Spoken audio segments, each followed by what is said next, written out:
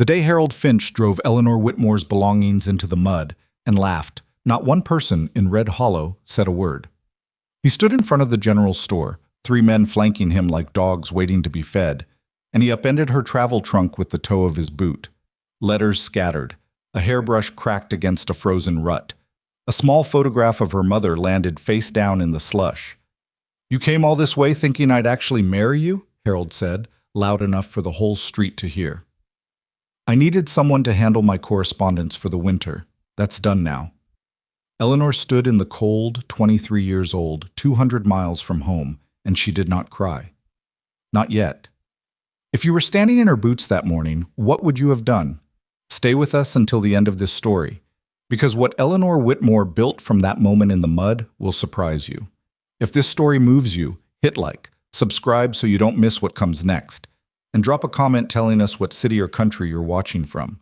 I want to see how far this story travels. The trunk had been a gift from her aunt in Pennsylvania, dark brown leather with brass fittings that had survived 2 train transfers and a 3-day stagecoach ride across terrain that had no business calling itself a road. Eleanor had packed it carefully, the way a woman packs when she believes she is moving toward something, not away from everything. 2 good dresses, her mother's Bible, though she hadn't opened it in months. A small tin of dried lavender because her aunt had pressed it into her hands and said, "You'll want something familiar when everything feels strange." Now half of it was in the mud. She didn't look at Harold again. She crouched down and began picking up her things. Her fingers found the photograph first, and she turned it over slowly. Her mother's face stared back at her, creased now along one corner from the fall. Eleanor pressed it flat against her palm and stood up. "You're not going to say anything?" Harold asked. He was grinning. He had the kind of grin that only worked if the other person looked small. "Nothing at all?" "There's nothing to say to you," Eleanor said. She meant it the way you mean something when you've already decided the conversation is finished. Not cold, just done. Harold's grin flickered. He hadn't expected that. He'd expected tears or pleading or the kind of public scene that would make him look like the reasonable one. He got none of it. "She thinks she has dignity," said one of the men behind him, a round-faced man in a red coat whose name Eleanor didn't know and didn't want to. The small crowd that had gathered, and there was a crowd, because in a town the size of Red Hollow, a woman dropping to her knees in the main street was entertainment, shifted uncomfortably. Nobody stepped forward. Nobody said stop. A woman in a gray wool coat turned and walked into the dry goods store as though she had somewhere to be. Eleanor gathered what she could carry, left the trunk in the street, and walked.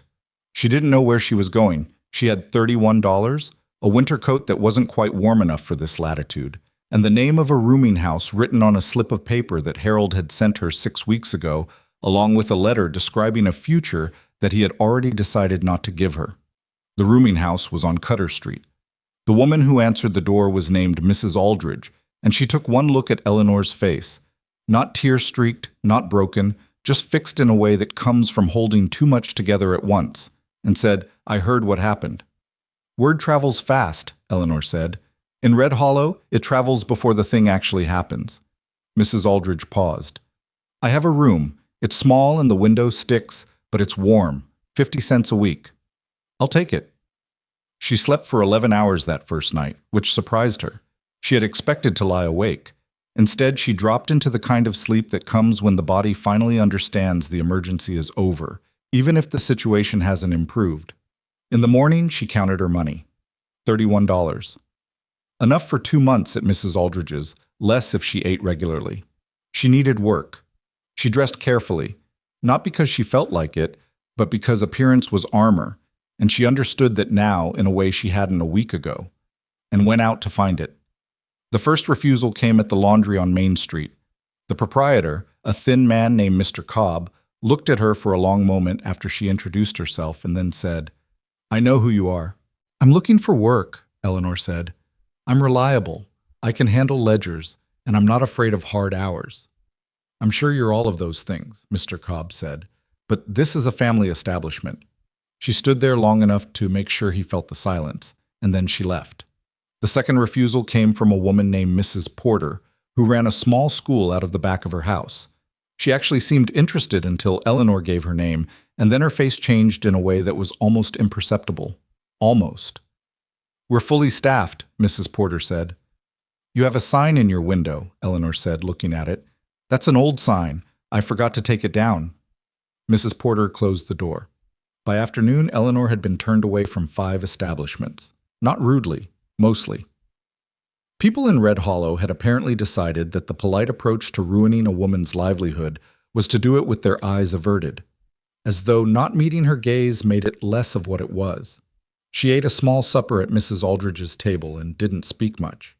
The other boarder, a traveling salesman named Mr. Hooper, who sold agricultural equipment and had the cheerful obliviousness of a man whose reputation had never been at stake, talked steadily through the meal about the quality of the roads west of the territory. Eleanor listened and thought about money. She found work eventually, though not the kind she'd been looking for. An old pastor, whose name she never quite caught, needed firewood split and stacked behind the church on the edge of town. He paid her in coins and didn't ask questions and didn't look at her strangely, which by the 3rd day felt like the greatest gift she'd been given in Red Hollow. She split wood in the mornings and spent her afternoons looking for something steadier. The work was harder than she'd expected. She had grown up in a house with servants, had spent the last several years working as a bookkeeper in her uncle's dry goods store in Harrisburg. Respectable, indoor work that left her hands clean. By the end of the 2nd week of wood splitting, her palms were raw and her shoulders ached in a specific way that no amount of stretching seemed to help. She didn't complain. There was nobody to complain to. There was one afternoon in the 3rd week when she sat down on the chopping block, just for a moment, just to breathe, and she looked at her hands and felt something close to despair. Not the dramatic kind, the quiet kind, which is worse. The kind that doesn't announce itself, just settles in like weather. She was 23. She had done nothing wrong. She had answered a letter, believed a man who had written beautifully about partnership and a life built together, and traveled 200 miles based on that belief. The wrong she had done was trusting someone who turned out to be untrustworthy. The wrong she had done was being a woman in a place where a man could walk away from the same situation without consequence. She sat on the chopping block for 4 minutes. Then she picked up the axe. It was during the 4th week that she first heard the name Nathaniel Blackwood.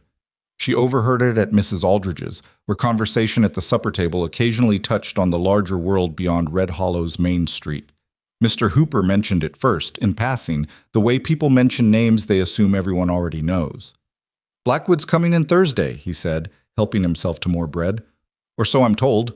"Need someone for the estate." "Someone?" Mrs. Aldridge said. "Housekeeper. Manager. Some kind of, I don't know exactly, something more than a cook, the way I understand it.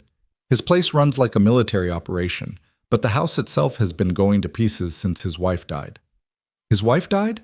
Eleanor asked. Mr. Hooper looked surprised to be asked, as though he'd forgotten she was there. 3 years ago, maybe 4. "They say he took it hard." "They say he takes everything hard," Mrs. Aldridge said, not unkindly. Eleanor didn't ask more questions. She sat with the information and turned it over quietly. Nathaniel Blackwood owned the largest cattle operation in the territory. Everyone in Red Hollow knew that much, even if they didn't know the details. His ranch, the Blackwood, sat on land that stretched further than most people could walk in a day, and his cattle operation supplied beef to settlements across 3 counties. He had built it largely himself, or so the story went, starting with a small parcel of land his father left him, and expanding through a combination of work, calculation, and a willingness to stay when other men sold. He was also, by all accounts, a man who did not particularly care what Red Hollow thought of him. Eleanor found that interesting. She spent Thursday morning at the church, splitting wood, and arrived back at Mrs. Aldridge's to find the main street livelier than usual. A large wagon, clearly expensive, the kind maintained carefully rather than just used, was parked outside the general store. A man stood near it talking to the store's owner, and even from a distance, Eleanor could tell this was not an ordinary conversation. The store owner had his hands in his pockets and was nodding in a way that meant he was uncomfortable. She would have walked past, except that she recognized Harold Finch standing at the edge of the small cluster of people nearby, and Harold Finch was looking at her. He said something to the man beside him. The man laughed. Eleanor kept walking. "Miss Whitmore?" She stopped. The voice was not Harold's.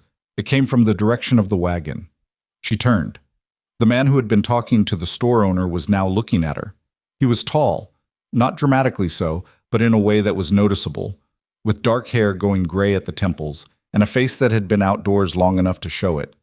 He was perhaps 40, or near enough.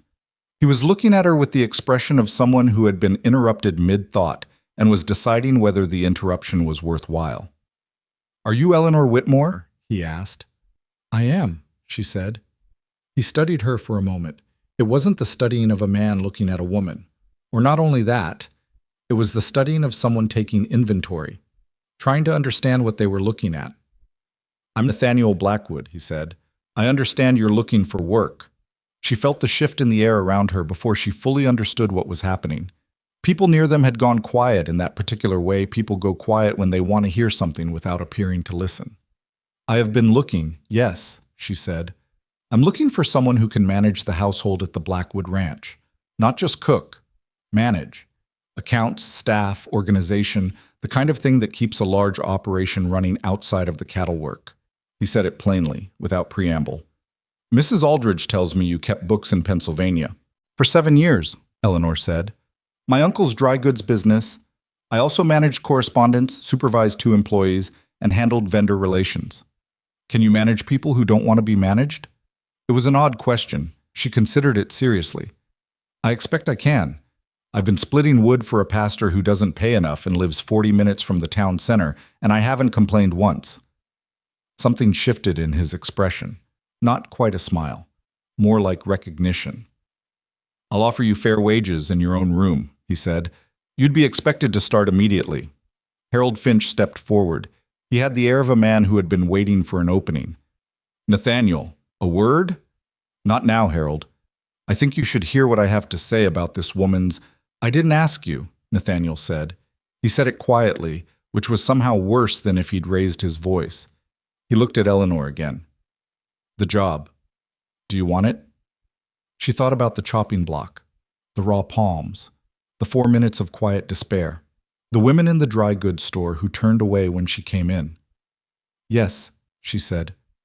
"I want it." "Good." He looked at the man who'd been loading the wagon.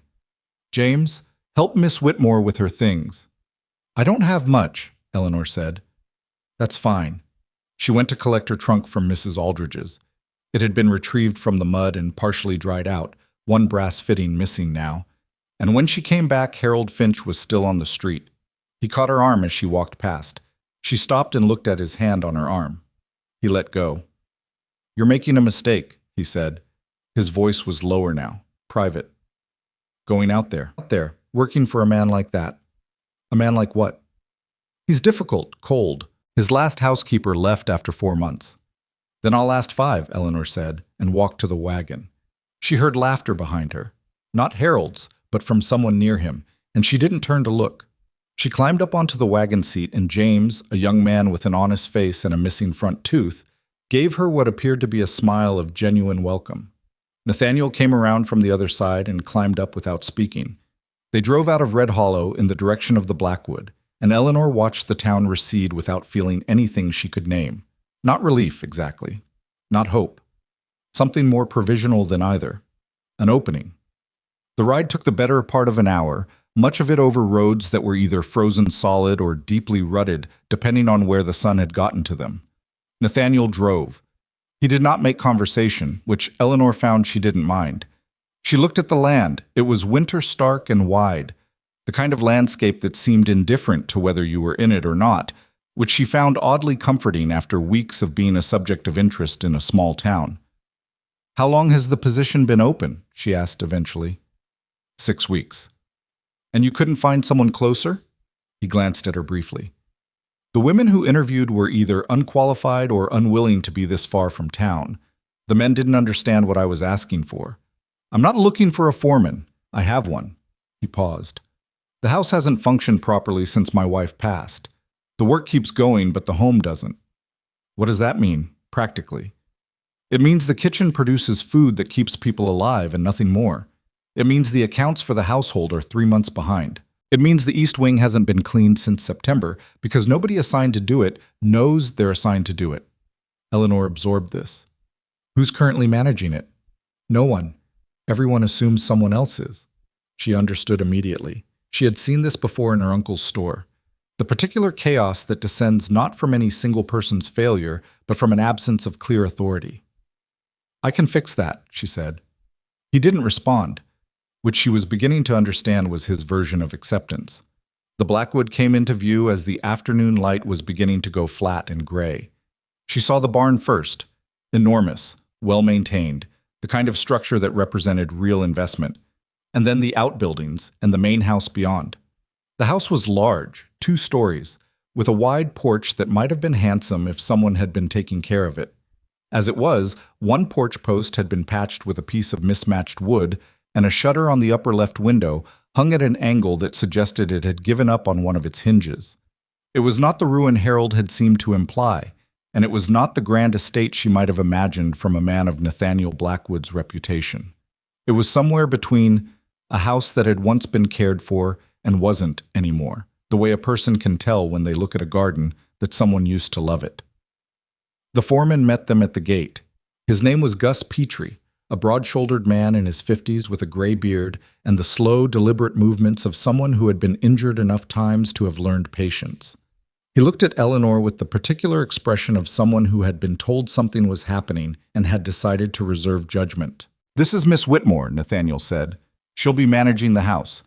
If she asks something of the men in that regard, it carries the same weight as if I asked it." Gus Petrie said, "All right," in a tone that suggested he would need to see this play out before he committed to that. Eleanor decided not to take it personally. She was shown her room, upstairs, east side, with the window that stuck, by a girl of about 16 named Molly, who worked in the kitchen and had the cautious manner of someone who'd learned to be careful around new things. "The foreman's wife used to have this room," Molly said, setting Eleanor's small bag on the bed, "before she moved back to Ohio." "Is that why the east wing hasn't been cleaned?" Eleanor asked.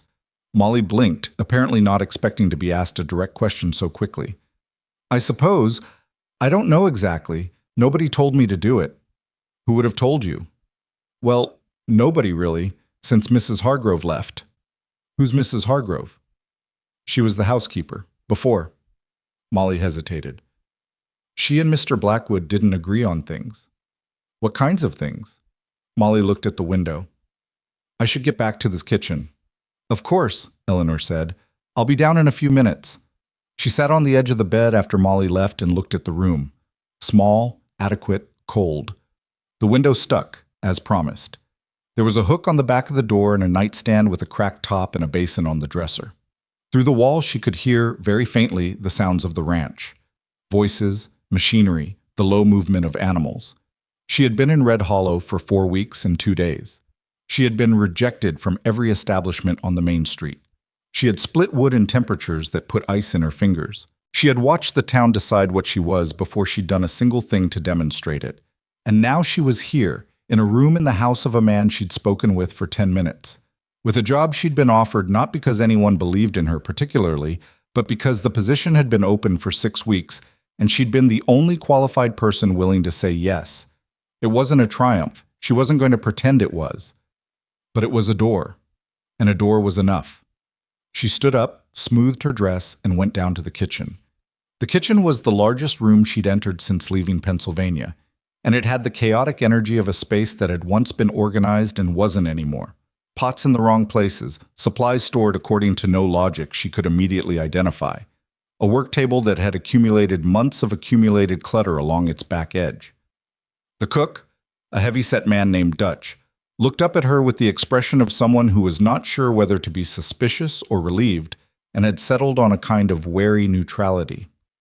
"I'm Eleanor Whitmore," she said. "I've been asked to manage the household. I'm not here to interfere with your work. I'm here to find out what you need." Dutch stared at her for a long moment. "What I need," he said finally, "is for someone to tell those ranch hands that supper is at 6, not whenever they wander in. I've been keeping food warm for an extra hour every night, and it's not doing the cooking any favors." "Supper is at 6, Eleanor said. "I'll make sure the men know." Dutch's expression shifted, almost imperceptibly, in the direction of relief. "All right then," he said. She spent the rest of the evening going through the house with a candle and a small notebook, making lists. Not fixing anything yet. She knew better than to start fixing things before she understood what was actually broken.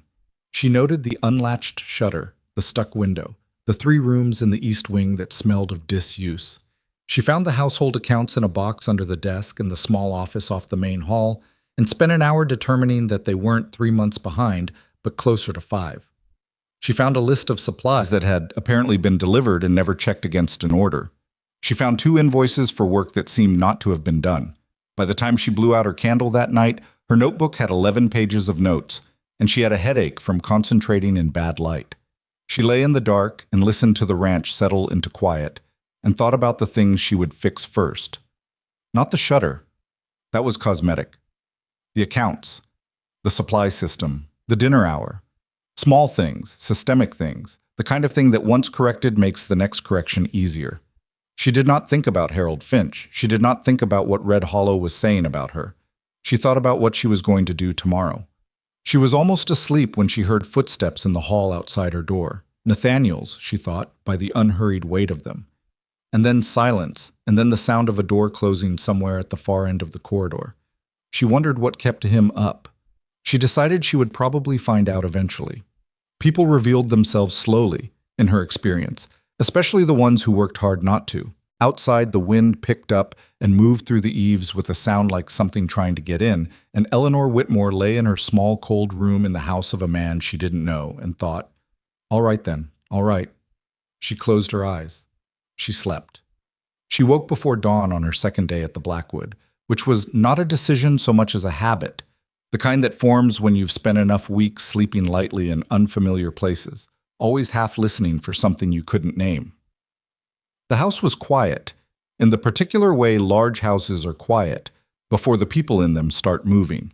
Not silent, but holding its breath. She could hear the wind had dropped overnight, and the cold had settled in its place, the kind of dry, pressing cold that made wooden beams contract and speak in small voices. She dressed in the dark, found her notebook on the nightstand where she'd left it, and went downstairs. Dutch wasn't in the kitchen yet. She found the stove still holding coals from the night before, stoked it up carefully, and put water on. Then she sat at the work table with her notebook and the household accounts she'd brought down from the office the night before, and spent 40 minutes in the half-light figuring out what she was actually dealing with. It was worse than the number suggested. 5 months behind on the accounts meant 5 months of unrecorded transactions, which meant 5 months of guessing at what had been spent, what had been received, and what had simply walked out the door unnoticed. She found a vendor in the accounts, a dry goods supplier named Callaway out of the next town over, who appeared in the books 4 times in 2 months, billing for quantities of flour, salt, and lamp oil that were substantially larger than anything she'd seen in the pantry. Either the pantry had been cleared out repeatedly without anyone noting it, or someone was being billed for goods that never arrived. She circled Callaway's name 4 times and underlined it once and moved on. Dutch came in at 20 past 5, pulled up short when he saw her, and then recovered with the ease of a man who'd spent long enough in professional kitchens to accept that surprises came with the territory. "You're up early," he said. "I wanted to see how the morning runs before I started changing anything." He seemed to respect that. He started on breakfast without much ceremony, eggs, salt pork, bread from the day before, and Eleanor watched and made notes and asked occasional quiet questions about what the men expected when they came in, whether there was a pattern to what disappeared from the pantry between supply deliveries. Dutch paused at that last question. He was cracking eggs into a bowl, and he kept his eyes on what he was doing. "Things go missing sometimes," he said. "What kinds of things?" "Dry goods mainly, flour, oil." He paused again. "I stopped keeping track after a while because I didn't know who I'd tell." "You can tell me," Eleanor said. "Starting now." He looked at her then, briefly, assessing. "All right," he said, and went back to the eggs. The ranch hands came in for breakfast in 2 waves. The first group at 6:30, muddy-booted and minimally communicative. The second around 7, which was when Gus Petrie appeared. He sat at the far end of the long table and ate with the efficient focus of a man with places to be, and Eleanor brought him coffee. Not because it was her job to serve him, but because she wanted a reason to stand near him and ask a question. "Mr. Petrie," she said, "who handles supply orders for the household?" He looked up from his plate. "Was Mrs. Hargrove. Before her it was the foreman's wife. Before her I don't remember." "And since Mrs. Hargrove left?" Dutch orders what he needs and somebody from the ranch goes to pick it up when they're in town. Does anybody check the delivery against the invoice? Petrie's jaw stopped moving for a moment. Should they be? Yes, Eleanor said simply, and topped off his coffee and walked away. She spent the morning in the East Wing. Not cleaning yet. She'd learned early that you didn't put people to work on something before they understood why it mattered. But opening windows, assessing what needed doing, making a list that was specific enough to assign. 3 rooms. One of them had a bird's nest in the fireplace, which explained the smell. One had a curtain rod that had pulled free of the wall and been left on the floor.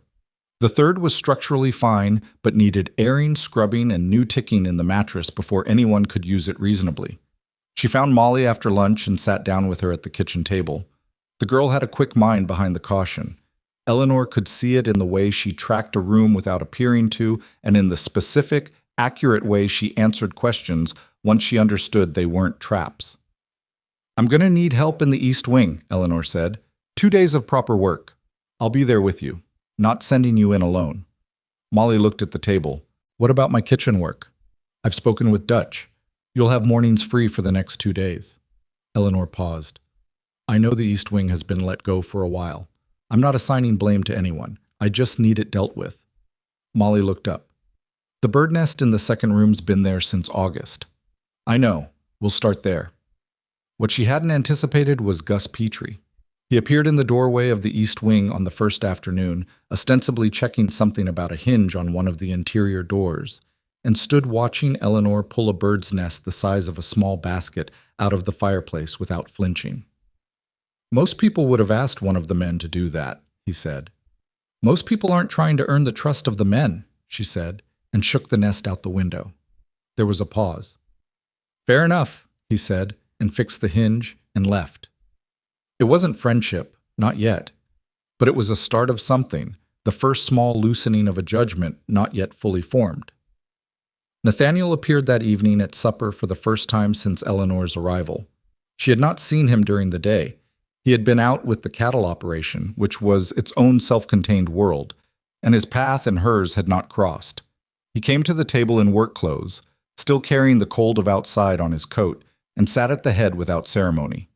The improvement in the supper was not dramatic, but it was real.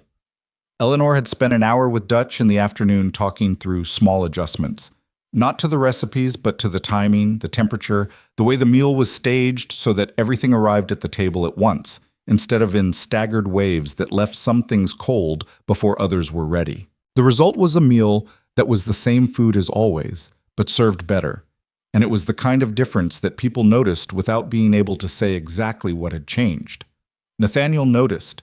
She saw it in the way he paused slightly between the first and second bite, the slight recalibration of expectation.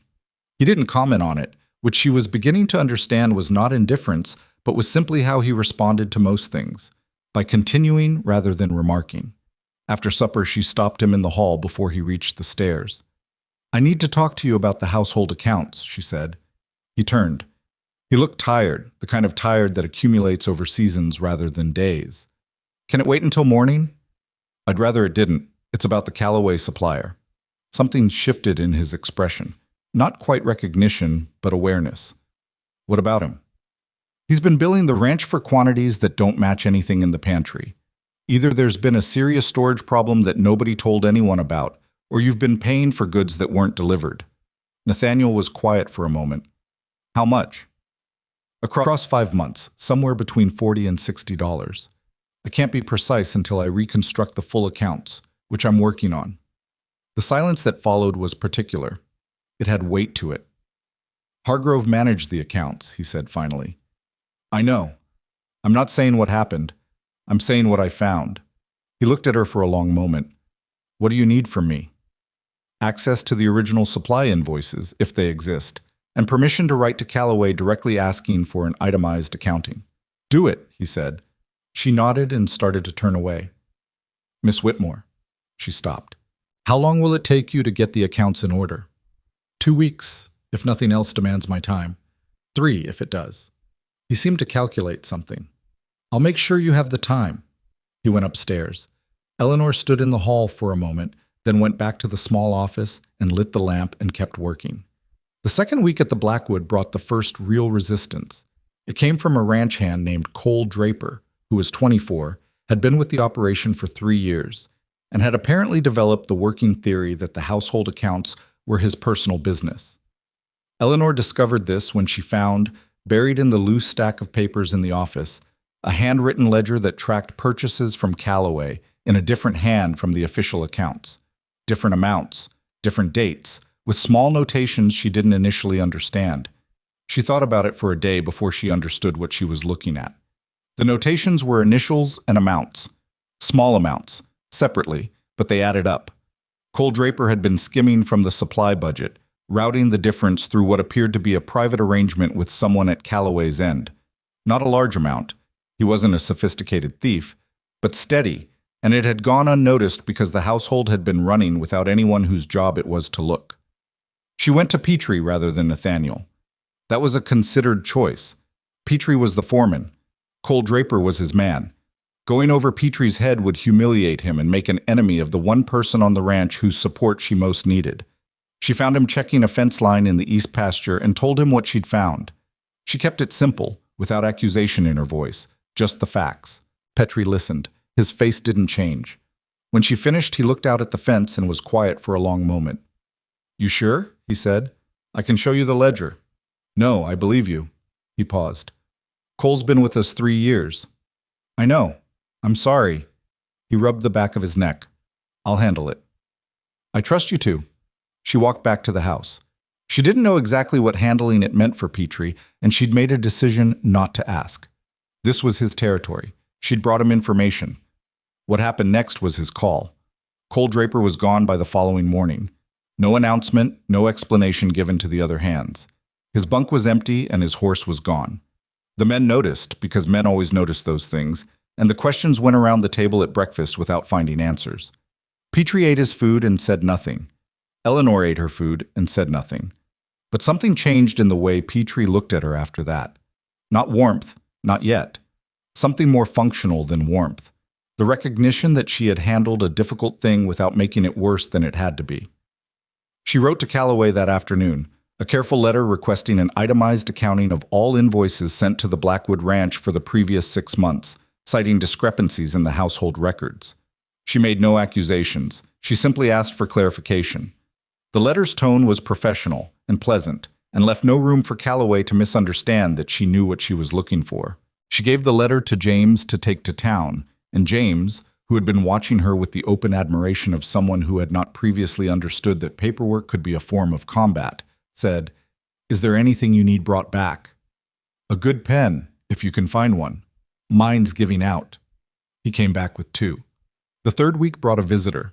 His name was Douglas Hale, and he arrived on a Wednesday morning with 2 men and an expensive coat, and the kind of smile that means the person wearing it is about to ask for something you don't want to give. He was a landowner, the second largest in the territory after Nathaniel, a distinction he clearly felt with some feeling, and he had the manner of a man accustomed to rooms rearranging themselves around his preferences. Eleanor happened to be in the front hallway when he arrived, and she opened the door because she was closest, and that was her job. Hale looked at her, looked past her, and said, "I'm here to see Blackwood."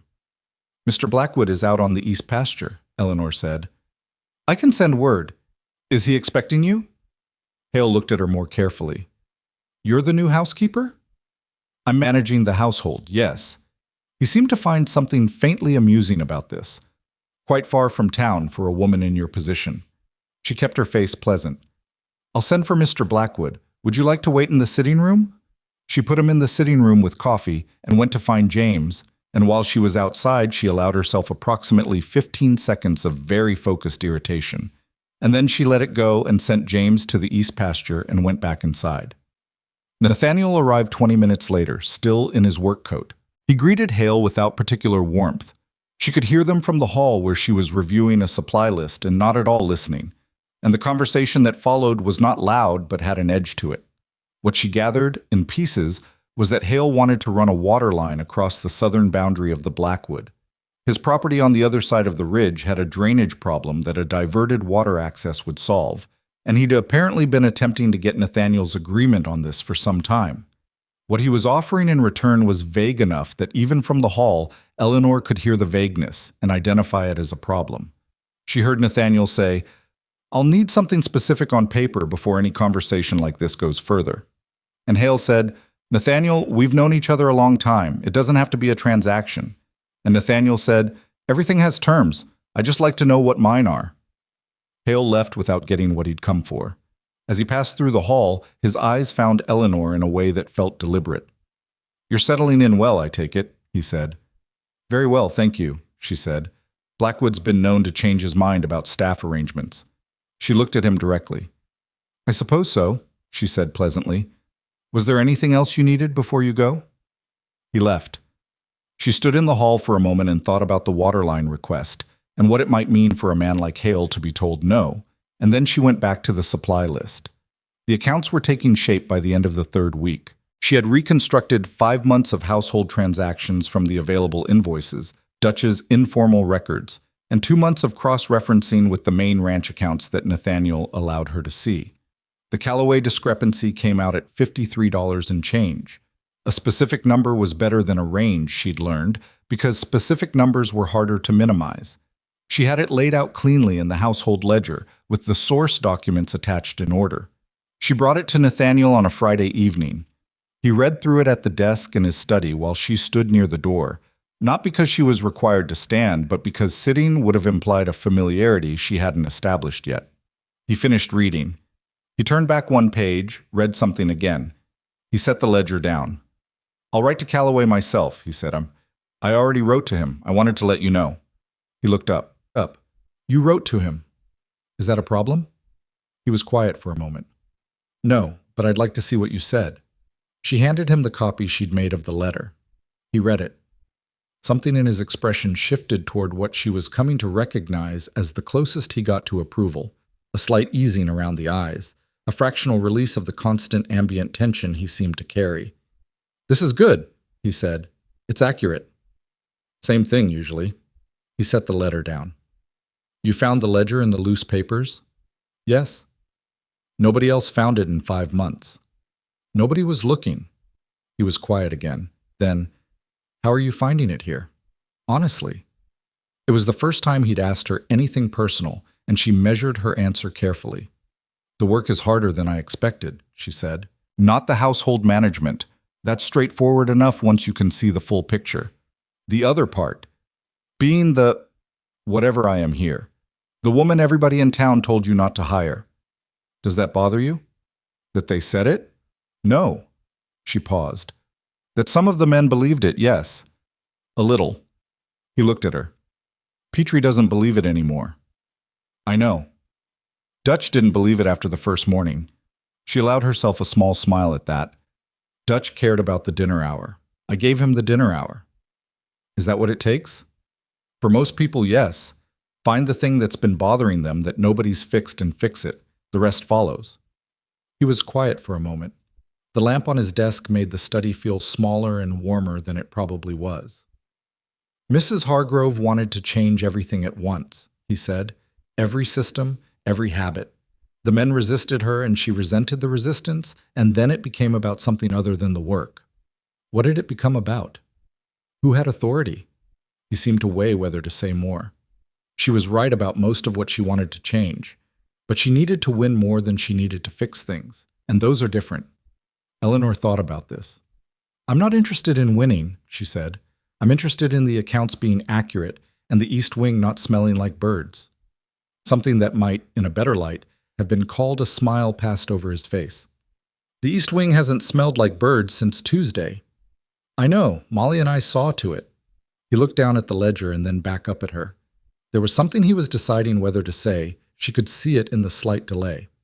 "The people in Red Hollow," he said finally. "They'll keep talking." "They were talking before I did anything to deserve it," she said. "I don't expect that to change. It might get worse. Say, Hale has friends in town. I noticed he didn't seem pleased on his way out. He's been trying to get access to that water line for 2 years. He'll try again." Nathaniel's voice carried no particular heat, just assessment. "And he'll use whatever leverage he can find." She understood what he was saying underneath what he was saying. She understood that she was potential leverage, that her presence here, her history with Harold Finch, the way the town had already decided who she was, All of that was material a man like Hale might use to apply pressure.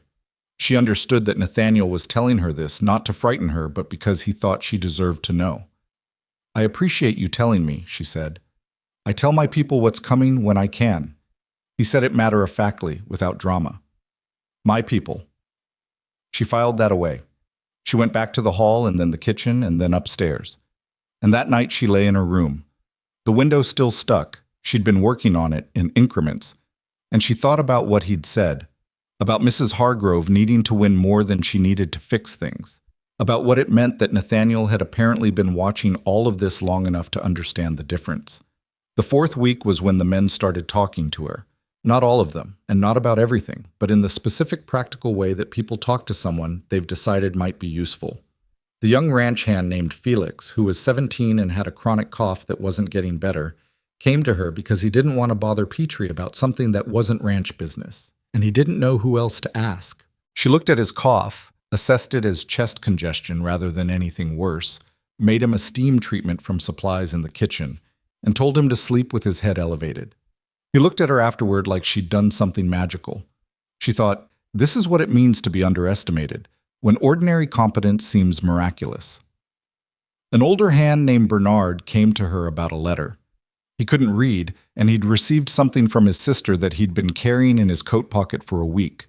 She read it to him at the kitchen table. Good news, his sister was well, his nephew had started school. And Bernard listened with his hat in his hands and his eyes at the table, and when she finished, he said, "Thank you, Miss Whitmore," in a voice that was working hard to stay level. She learned that small moments were the currency of trust, not big gestures, just showing up, staying, being someone who could be asked. And in the middle of the fourth week, Nathaniel did something she hadn't expected. She came into the dining room to set the table for supper and found him already there, standing at the window with a glass of water, not looking at anything in particular. "Sit down a minute," he said. She sat. He turned from the window. He looked like he'd been having a conversation with himself for a while and had reached an inconclusive result. "I want to tell you something about this house," he said. "All right. When my wife was alive, it functioned differently. She managed it the way she did everything, which was by caring about it completely and making everybody around her care about it too." He stopped and started again. "When she died, the house didn't fall apart immediately. That happened slowly. Over about a year, the caring went out of it, piece by piece." He looked at the table. "I noticed, but I didn't stop it. I don't know if I could have." Eleanor didn't say anything. "What you're doing," he said, and seemed to search for the right word and not find it exactly. "It's not the same, but it's something." It was not a declaration. It was barely a compliment, but she understood it for what it was. A man who did not give things easily, handing her something he didn't quite know how to carry anymore. "I'll take care of it," she said. "The house. It's worth taking care of." He nodded once. He left the room. She sat at the table for a moment in the quiet. Outside, through the window, the last of the day's light was going gray and flat across the pasture. The house around her held its breath the way it always did in that hour, and Eleanor sat in it and felt something she hadn't felt in a long time. Not safety, not yet, but the first faint possibility of it. Then she got up and finished setting the table. The letter from Calloway arrived at the end of the week. It was not the itemized accounting she had requested. It was a 3-paragraph response written in the careful, slightly too formal language of a man who had been warned by someone to be careful.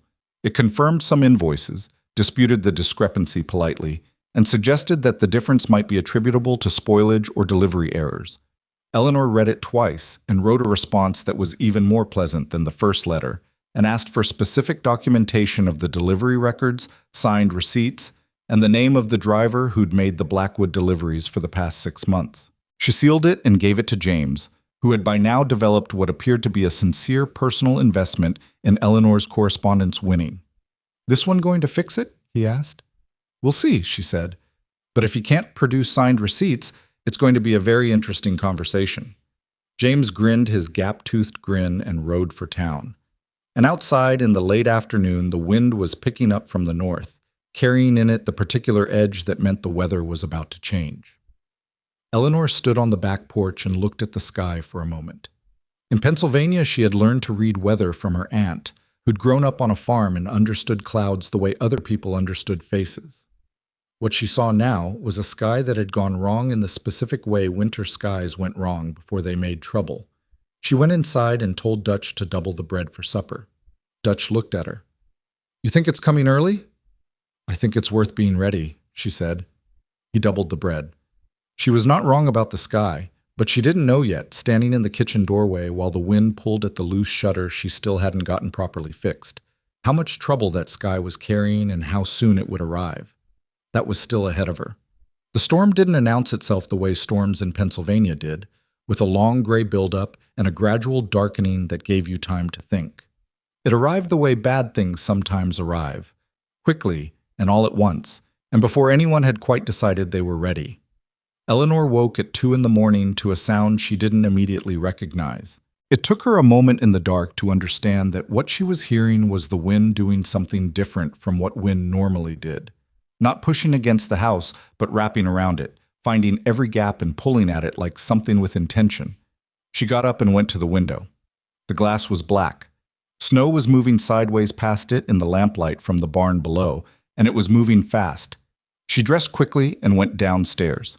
Dutch was already in the kitchen, which told her he'd been awake before the storm fully arrived, the way people with long experience of something feel it coming in their joints before their minds catch up. He was stoking the stove, and his face was set with the particular concentration of a man working through a problem in his head while his hands did something else. "How bad?" Eleanor asked. "Bad enough," he said, without looking up. "The ranch hands in the bunkhouse will be all right. The cattle's the question. Where's Mr. Blackwood?" "Went out an hour ago with Petrie and 3 of the men. South pasture, that's where the main herd is." Eleanor went to the window above the sink. The barn lanterns were still burning, and in their light she could see the snow was already an inch deep on the porch railing, which had been clear when she'd gone to bed at 10. An inch in 4 hours meant this was not a passing squall. "How often does it get like this?" she asked. "Every few years," Dutch said. "Last big one was in 74, lost 60 head. He paused. "Nobody died, but it was close." She filed that away and started thinking practically. If Nathaniel and the men were out with the cattle, they would need to be able to come back in, which meant the path from the south pasture to the barn had to stay visible, which meant lanterns, which meant someone needed to be managing that. She also thought about the men who weren't out. Felix with his chest cough still recovering, Bernard who was past 60 and had no business in this cold, 2 younger hands who'd come down with something at the start of the week and had been sleeping in the tack room off the main barn because it was warmer than the bunkhouse. She found James in the barn, mucking a stall at 2 a.m. the way people with nowhere else to be find useful things to do when they're worried. He looked up when she came in, and she could see he was waiting for someone to tell him what to do with the waiting. "I need you to hang 4 additional lanterns along the south path," she said, "at 30-yard intervals, high enough that they don't get buried if the snow gets worse. Take rope to mark the line between them." "In this?" he said, looking at the barn doors. "Yes. Put your heaviest coat on first." He went.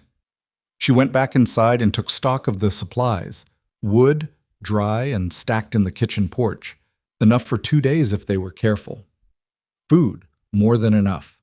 The water situation was fine as long as the pump didn't freeze, which meant someone needed to check it every 2 hours through the night. She added that to the list in her head. Felix appeared in the kitchen doorway, looking sheepish and still slightly feverish. "I want to help," he said. "You can help by not making your chest worse," Eleanor said. "Sit down. I'll give you something to do that doesn't require going outside." She put him to work tearing old linen into strips for emergency wrapping. She'd seen enough winters to know that if men came back in with frostbitten hands, clean wrapping material became suddenly scarce and impossibly important. Felix worked steadily and quietly, and she could tell he felt better for having something to do with his hands. The first 2 hours were manageable. The storm was bad, but the house was holding, and the people in it were occupied, and she moved between the kitchen, the barn, and the porch path with the methodical focus that came to her naturally in crises. Not calm exactly, but something more useful than calm, which was attention. Total, undivided attention to what was immediately in front of her. It was at 4:30 that Petrie came back. She heard the barn door and went to the window and saw him crossing the yard, alone, moving fast for a man his age in snow this deep, and something in the specific urgency of his movement told her before he got to the door that something was wrong with a capital letter. He came into the kitchen and pulled his hat off, and the snow fell off it onto the floor. He looked at her and said, without preamble, "We can't find Nathaniel." The kitchen went quiet. Dutch stopped moving. Felix looked up from the linen strips. "Tell me," Eleanor said. "We got separated in the south pasture when the wind shifted. 1 minute he was 20 yards ahead of me, and then the snow came up and I lost him. I turned back when the horses started refusing to go further. The other 3 men are back in the barn." He paused, and she could see it was costing him something to say the next part. "I didn't want to leave the pasture, but I couldn't find him, and the men—" "You made the right call," Eleanor said. "You couldn't help him if you lost another man." Petrie rubbed his face with one hand. His beard had ice in it. "It's been an hour since I last saw him." An hour. In these temperatures, in this wind, not moving, she ran that calculation quickly and didn't say the result out loud. "Can you tell me exactly where you last saw him?" she said. Petrie described the location, a particular fence line in the south pasture near a cluster of cottonwoods that marked the property's southeastern corner. She had walked the south pasture twice in the past 3 weeks, checking on a section of fence that needed repair, and later walking the full line with Petrie when he was explaining the water rights situation to her. She knew the cottonwoods. She knew approximately where they were from the barn. "The snow's too thick to ride," Petrie said. "We tried. The horses are spooked." "Then you'll have to go on foot." She said it before she'd fully decided to say it. "I'll go with you." Petrie looked at her. "I know where the cottonwoods are," she said. "You're exhausted. You need someone steady with you and another set of eyes." "It's bad out there, Miss Whitmore. It's really bad." "I know." She was already pulling her heaviest coat from the hook by the door. "James's lantern line should take us most of the way to the south pasture gate. From there, it's navigating to the cottonwoods. How far from the gate?" Petrie blinked. She could see him recalibrating, bringing his tired mind to bear on a practical question instead of the panic underneath it. "Maybe 200 yards, 250. "And you think he fell? Or the horse threw him?"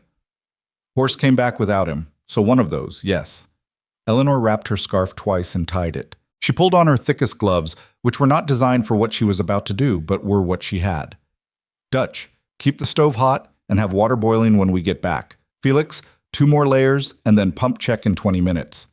She looked at Petrie. "Ready?" He stared at her for a moment longer, and she could see him deciding something, making some final adjustment to his assessment of her. Then he put his hat back on. "Ready," he said.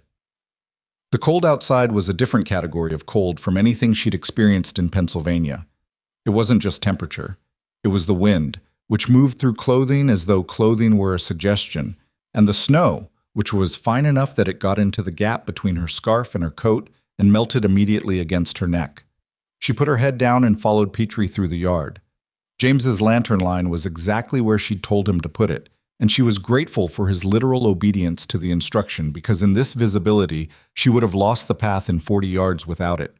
They moved from lantern to lantern, and each time one swam into visibility through the white, she felt a small, concentrated relief that she immediately spent on worrying about the next 40 yards. The south pasture gate was harder to find than she'd calculated. The fence was buried in places, and the gate itself had blown open and back against the post so that it looked, in the dark and snow, like just another section of fence. Petrie found it by memory and feel and pushed through, and she followed. Then there was no lantern line. There was just dark and snow, and Petrie's back 3 feet in front of her. She counted her steps. She'd measured roughly once before. From the gate to the cottonwoods, when she'd walked the fence line with Petrie, she had counted approximately 260 steps on clear ground. Snow would slow them. She started counting. At 140, she heard something, or thought she did. She grabbed Petrie's arm and he stopped. "What?" he said, close to her ear. "Listen." The wind was doing too many things at once to hear clearly through. But there it was again, a sound that wasn't the wind and wasn't the snow, a low, irregular sound that she identified after a moment as a horse. Not Nathaniel's horse. That one was back in the barn. Another horse. The herd. "The cattle are moving," Petrie said. "Which direction?" He listened for a moment. "East, away from the cottonwoods." "Then we stay west," she said. She counted 80 more steps, and then Petrie stopped so suddenly that she walked into his back. He crouched down, and she crouched beside him, and she saw it, a shape in the snow that wasn't a rock or a fence post. It was too irregular, too human. She got there before Petrie did, not because she pushed past him, but because her legs moved and she didn't stop them. She dropped to her knees in the snow beside Nathaniel Blackwood and put her hand on his face. He was breathing. His skin was cold in a way that scared her, but his chest was moving, shallow and slow. "He's alive," she said. Petrie made a sound she'd never heard from him before and hoped not to hear again. "We need to get him up," she said. "He can't walk by himself. You take the left side, I'll take the right." "You're not strong enough to—" "I'm strong enough," she said. "Get under his arm." Petrie got under his arm. Nathaniel was a large man, and he was dead weight, and the snow was past her knees in places, and the 260 steps back to the gate were the hardest physical thing Eleanor Whitmore had ever done. Harder than weeks of wood splitting, harder than the cold. Her legs burned in the specific way that means you are past what you thought your limit was and have discovered your limit was wrong. She didn't stop. She counted backward from 260. Petrie was breathing hard by 100. At 80, he started to slip and she took more of the weight without comment and kept moving. At 40, Nathaniel made a sound, incoherent, barely conscious, but present. And she said, close to his ear, "We're almost there. Stay with us." She didn't know if he could hear her. She said it anyway.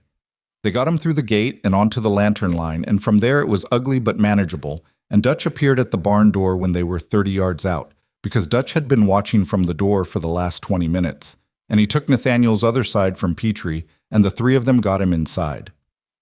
The next hour was not graceful. It was towels and hot water, and the particular controlled urgency of trying to raise a person's body temperature without warming them too fast. She knew the basics, had read about frostbite and exposure in a medical almanac her uncle had kept in the store, the kind of book you read when you have slow afternoons and an interest in being prepared. She knew not to rub frozen skin. She knew to get wet clothes off and warm, dry things on. She knew the danger of warming the extremities before the core. She did not know if she was doing it right. She did what she knew and hoped. Petrie stood in the doorway of the room they'd carried Nathaniel to, the downstairs room off the kitchen, the warmest in the house by virtue of the shared wall. And he looked shattered in the way that competent men look shattered when they've been scared badly enough. "Go warm up," Eleanor told him. "I've got him." "I should stay." "Gus." She used his first name without thinking about it. "You're not going to be useful to him until you're warm. Go." He went. She sat beside Nathaniel for the rest of the night. Not all of it active, said. There was an hour somewhere around 6 in the morning where there was nothing to do but wait and watch his breathing and make sure the warming was doing what she intended. And in that hour, she sat in the chair beside the bed and felt the full weight of the night come down on her at once. Her hands were shaking slightly. She noticed this and put them in her lap and waited for it to stop.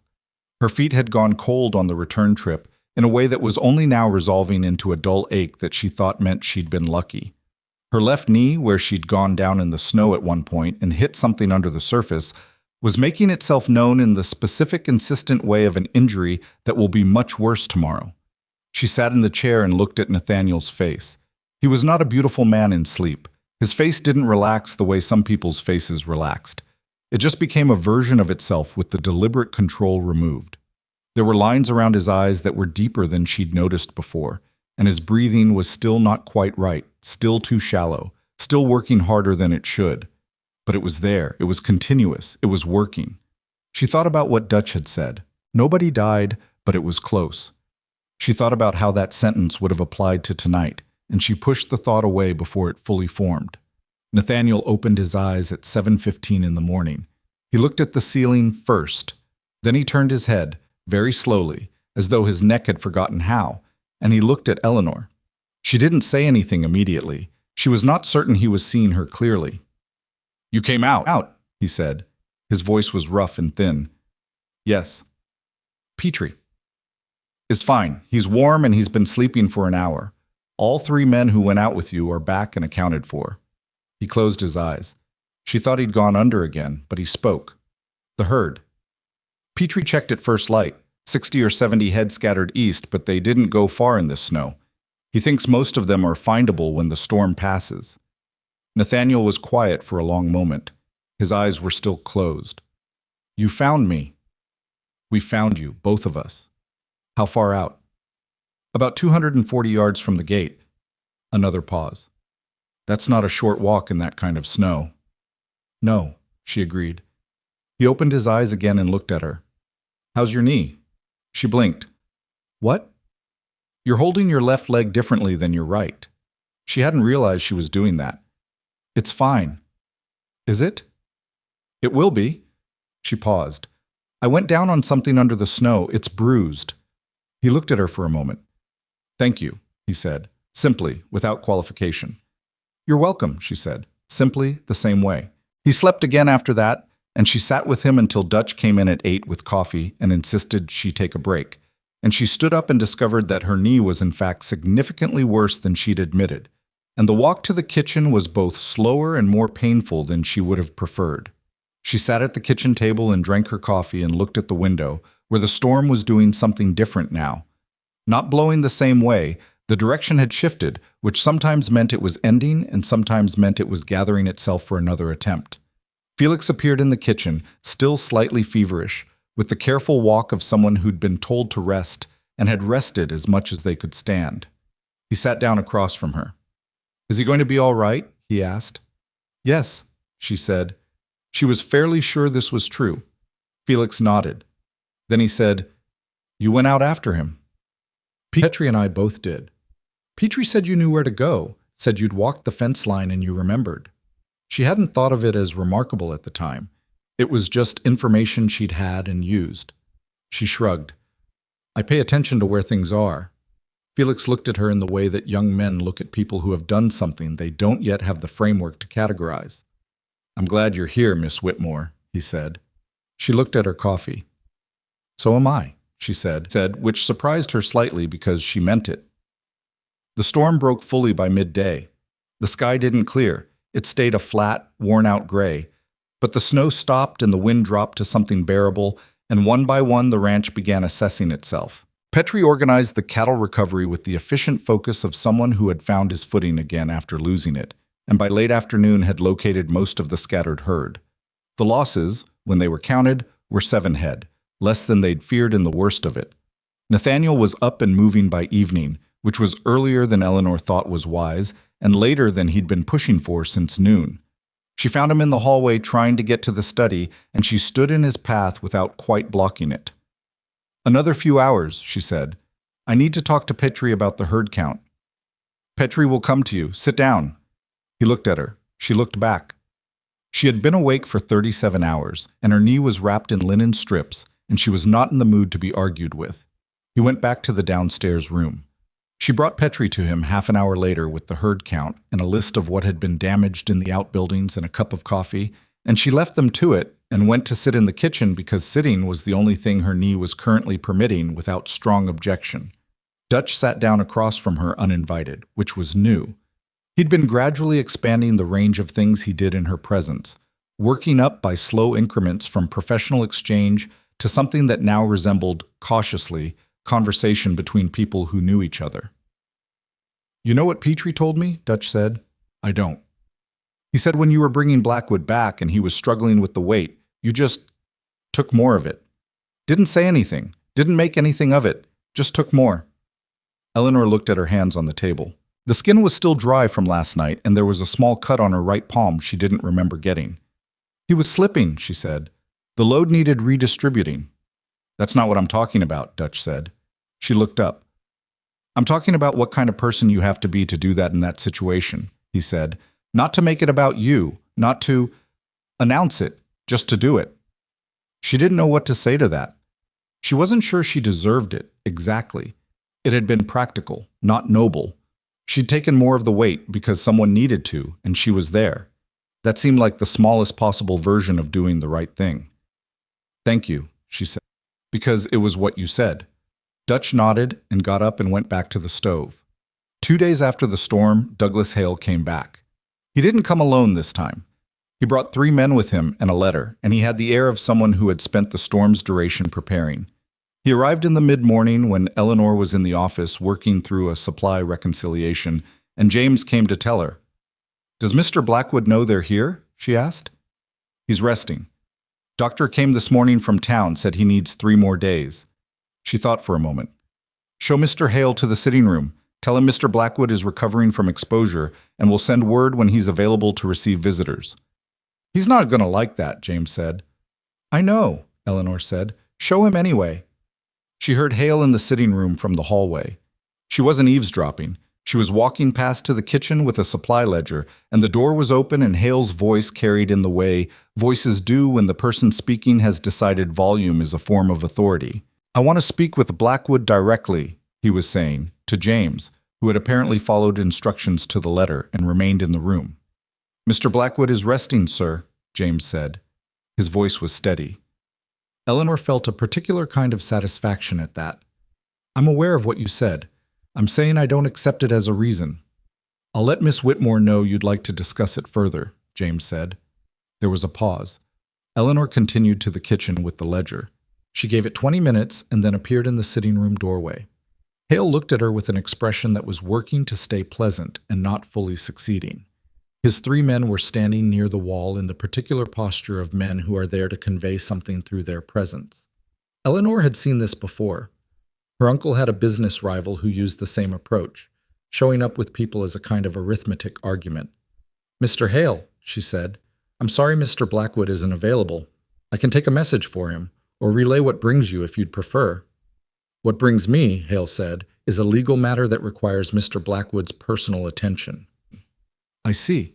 Is it something that requires immediate resolution? I believe so, yes. Then perhaps you could share the nature of it with me, and I can determine whether it rises to the level of interrupting a man who was nearly killed in a blizzard 2 days ago.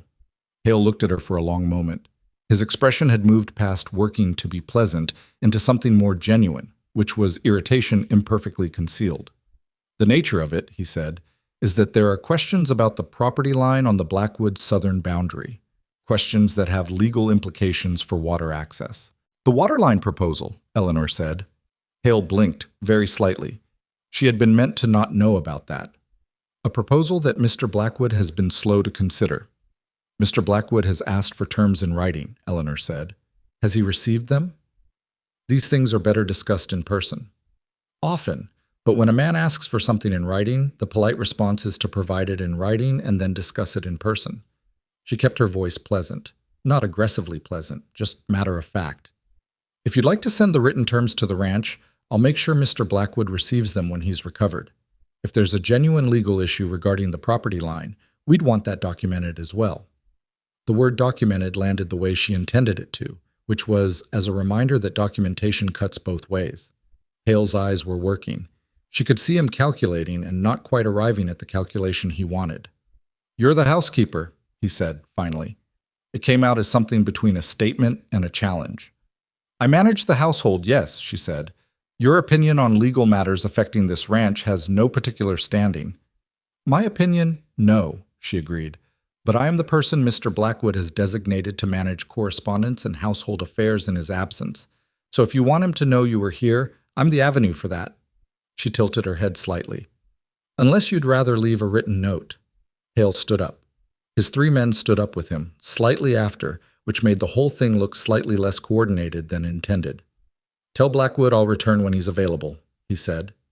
Of course, Eleanor said. I hope you have a safe ride back to town. The roads are still poor from the storm. She watched him go from the hallway window. James appeared beside her. Did that work? He asked, uncertain. For now, she said. She didn't tell Nathaniel about Hale's visit that night. She told him the next morning over the coffee she brought to the downstairs room where he was still nominally resting despite having spent the previous afternoon going through correspondence. Factually, what Hale had said, what she'd said, what Hale had done. Nathaniel listened. When she finished, he looked at his coffee cup for a moment. He mentioned the property line, he said. Yes. There is no dispute about the property line. He had it surveyed 3 years ago, and it was confirmed then. I thought it might be something like that, she said. A way to create the appearance of a legal issue without there being one. Nathaniel looked at her. How did you know to ask for written terms? Because you'd already asked for them once, and he hadn't provided them. That told me he didn't want a paper trail. She paused. And the property line claim as a negotiating tactic is only useful if it makes you anxious. If you treat it as a documentation issue instead, it deflates fairly quickly. Nathaniel was quiet for a moment. You handled him better than I would have, he said. She doubted that, but she didn't say so. I handled him differently. You're his neighbor and equal. I'm the housekeeper. He expected less from me, which meant I had more room to maneuver. Being underestimated, Nathaniel said, and there was something in the way he said it. Reflective, almost personal. It has its uses, she said. He was quiet again. Outside the window, the morning was pale and clean, the way mornings are after heavy snow, the land smoothed over and silent. The Blackwood looked different in snow, she'd found. Not smaller, but more defined, the way a charcoal drawing is somehow more itself than a painting. The town is going to hear about what happened in the storm, Nathaniel said. About you going out. Let them, she said. She'd thought about this already. Whatever story Red Hollow made of it was the story they'd make. She had no power over that, and she'd stopped spending energy on it somewhere around the 53rd step back from the south pasture in 2 feet of snow. Hale will be telling his version, Nathaniel said. His version will probably be that I'm in some kind of diminished state, that the storm compromised my judgment. And that I'm taking advantage, she said. Yes. Then we make sure the ranch is visibly running, she said. Accounts in order. Correspondence current. Supply chain functioning. The cattle losses documented, and the recovery documented alongside them. If anyone comes to look, they find an operation that came through a serious storm and is handling the aftermath correctly. She set her coffee down. Hale's argument only works if there's evidence to support it. We make sure there isn't. Nathaniel looked at her for a long moment. She had the sense again of inventory being taken, of recalibration. How did you learn to think this way? He asked. 7 years in a business where people tried to undercut my uncle because he was one of the only people who'd hire women to manage accounts, she said. You learn where attacks come from, and you shore up those places first. He nodded slowly. And Harold Finch? She hadn't expected him to say that name. She held very still. Ill. What about him? Hale is friends with Finch, I found out last week. He said it carefully, watching her. I thought you should know. She absorbed this. It explained a few things. The timing of Hale's first visit, the specific texture of his interest in her presence at the ranch. Harold Finch was not a man who accepted being dismissed. She'd known that when she'd said there's nothing to say to you in the street in Red Hollow, and she'd meant it then and she meant it now, but meaning something and being done with its consequences were different things. It doesn't change anything, she said. No, Nathaniel said. I didn't think it would. I just thought you should have all the information. She picked up her coffee cup. Her knee was better today. Not good, but better. The kind of improvement that means in a week it will be an inconvenience rather than a problem. She had a supply reconciliation to finish and 3 letters to write, and Petrie had asked her to look at the ledger for the cattle recovery costs before he presented them to Nathaniel, and the East Wing second room needed the curtain rod properly remounted, and she'd been putting it off. Thank you, she said, for telling me. It's what I do for my people, he said, and there was the phrase again, that simple, undemonstrative thing, and she heard it the same way she'd heard it the first time, not as a declaration, just as a fact that he was comfortable with before she'd quite become comfortable with it herself. She stood up. Her knee protested only mildly. Rest today, she said. Tomorrow you can have the study. He looked like he wanted to argue. He didn't. She went to work. Outside, across the wide white silence of the Blackwood, the morning held its cold and its clarity, and the ranch was breathing steadily, and the 7 cattle they'd lost were already written down in the ledger in Eleanor's clean, careful hand. Not hidden, not dressed up, just recorded, because that was what you did with losses. You named them, and you moved forward. She had learned that, she supposed, in the street in Red Hollow, down on one knee in the mud, turning over a photograph of her mother. You named the loss, and then you moved forward. Nathaniel was back in the study by the second day, which was 1 day earlier than Eleanor had authorized and 2 days earlier than the doctor from town had recommended, and she chose her battles and let it go. He came back changed in a way that was difficult to articulate precisely. Not softer. That wasn't the right word for it. More present, maybe. Like a man who had been living slightly behind glass and had stepped through it without quite deciding to. He moved through the house differently, paused in doorways he'd previously passed through without acknowledgement, asked questions about the household that were not operational but personal, how Felix's cough was progressing, whether Bernard's letter from his sister had needed a reply, whether Molly had mentioned anything about the room in the East Wing now that it was properly aired. Eleanor answered each question and noted each one, and did not comment on the pattern. The Calloway situation resolved itself in the second week after the storm, not dramatically but thoroughly. A letter arrived from the county seat, not from Calloway himself, but from a land agent's office that handled disputes in the territory, apparently at Calloway's instigation, which told Eleanor that her second letter had landed harder than Calloway had expected. The letter from the land agent was carefully worded, but its intent was clear. Calloway was offering to settle the discrepancy at $41, which was 20% less than Eleanor's documented figure of $53, framed as a goodwill gesture in light of the delivery irregularities. She brought it to Nathaniel with the original documentation. He read the land agent's letter. He read her documentation. He set both down on the desk and looked at her. "He's shortchanging the settlement," Nathaniel said. "By $12.40, yes. And he went to the land agent instead of responding to you directly. Because the land agent creates the appearance of formal mediation, which makes the offer seem more official than it is. If we accept, we're agreeing that $41 is the correct figure, which establishes a precedent." She paused. "I think we write back through the land agent and request the full $53 plus the cost of my time in reconstructing 5 months of accounts that should never have needed reconstructing." Nathaniel looked at the letters again. Something in his expression was working. "The cost of your time. Yes.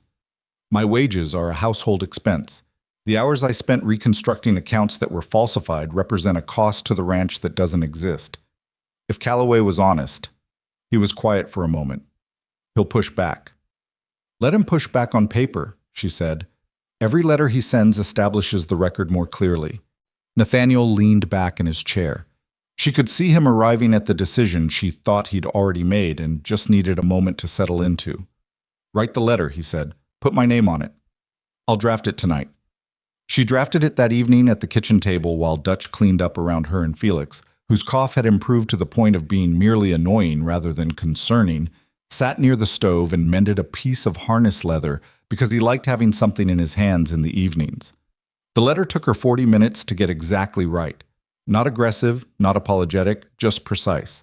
The kind of precision that didn't leave room for creative interpretation. She read it back to herself once and was satisfied. Nathaniel signed it the next morning without revision, which she found, at this point, not surprising. What she found surprising was what James brought back from town the following week, alongside the mail and the supply order and a new pen to replace the one she'd broken on the Calloway correspondence. He brought gossip, which James always did, because James had a social ease that made people in town want to tell him things, and he had apparently not yet decided this was a responsibility he should exercise carefully. "There's a meeting," he said, setting the supply crates on the kitchen work table. "Town council. They're calling it a public meeting, but it's not, you know, the kind where they call it public so that what happens seems official." Eleanor looked up from the supply list. "When?" "Friday. They're discussing—" James glanced at Dutch, then back at her. "They're discussing whether it's proper, the situation here, a woman in your position. Proper," she repeated. "That's the word I heard." He set the last crate down. "Hale's behind it, and Finch is involved, from what I could tell." She held the supply list and looked at it without reading it. She'd known something like this was coming. Nathaniel had telegraphed it when he told her about the Hale and Finch connection. But knowing something is coming and having it arrive are different experiences. There was a specific quality to this kind of threat that she'd learned over the past months. It was designed not to engage directly, but to create atmosphere, to make the air around her too thick for people to breathe comfortably. It didn't need to be true. It just needed to be said officially enough that people felt they had to respond to it. "Who else is on the council?" she asked. "Mr. Patterson owns the feed store. Mr. Oakes is the land surveyor. He handles the Western District. Mrs. Caldwell is on it too. She runs the school." She thought about Mrs. Caldwell, who had not met her eyes when she'd come about the teaching position. Then she thought about what Mrs. Caldwell ran, which was a school, and what a school needed, which included things like accurate accounts and organized records. and she thought about whether there was a way to demonstrate, concretely, and before Friday, that the woman they were planning to discuss publicly was not the woman they thought she was. She spent that afternoon writing 2 letters unrelated to Calloway. The first was to Mr. Patterson's feed store, requesting a formal accounting of the Blackwoods' feed purchases for the past year and offering to pay for the time it took to compile this if his records required organization. Feed stores kept records, but rarely well. She knew this from 7 years of her uncle's business. If Patterson's records were disorganized, she was offering to help. If they were organized, she was demonstrating that the Blackwoods' accounts were being taken seriously. The second letter was to Mrs. Caldwell. She had thought about this one longer. She wrote it carefully. She noted that she had heard the school was in need of an assistant to help with the younger children 2 afternoons a week, which she'd overheard from Molly, whose younger sister attended. She wrote that while her primary duties at the Blackwood made full-time assistance impossible, she might be able to recommend suitable young women from among the ranch's connections who were looking for part-time work and were reliable. She also noted, as an aside, that she had some experience with ledger keeping, and if the school's accounts ever needed an outside review, she was available. The letter to Mrs. Caldwell was not about the school. It was about establishing that Eleanor Whitmore was the kind of person who offered things rather than took them. It was about creating, before Friday, a different kind of atmosphere. She gave both letters to James. "Tomorrow morning," she said. He looked at the letters. "You know Patterson's on the council," he said. "I know." "And Caldwell." "I know." He processed this. "All right then," he said, and took the letters. She told Nathaniel that evening. She told him about the meeting, about Hale and Finch, about the letters she'd written. She told him in his study, standing near the door, which was her habit when the conversation had some professional content to it. He listened. His face while she spoke did not do the things she expected. He didn't show anger at Hale, didn't show concern about the meeting, didn't show what she would have called worry. He showed something quieter and harder than any of those things. When she finished, he said, "You shouldn't have had to do any of that." "The letters? They're practical." "No," he said. "I mean, you shouldn't have to spend your time building a case for your own basic legitimacy.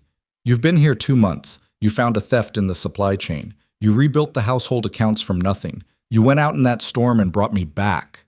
He stopped.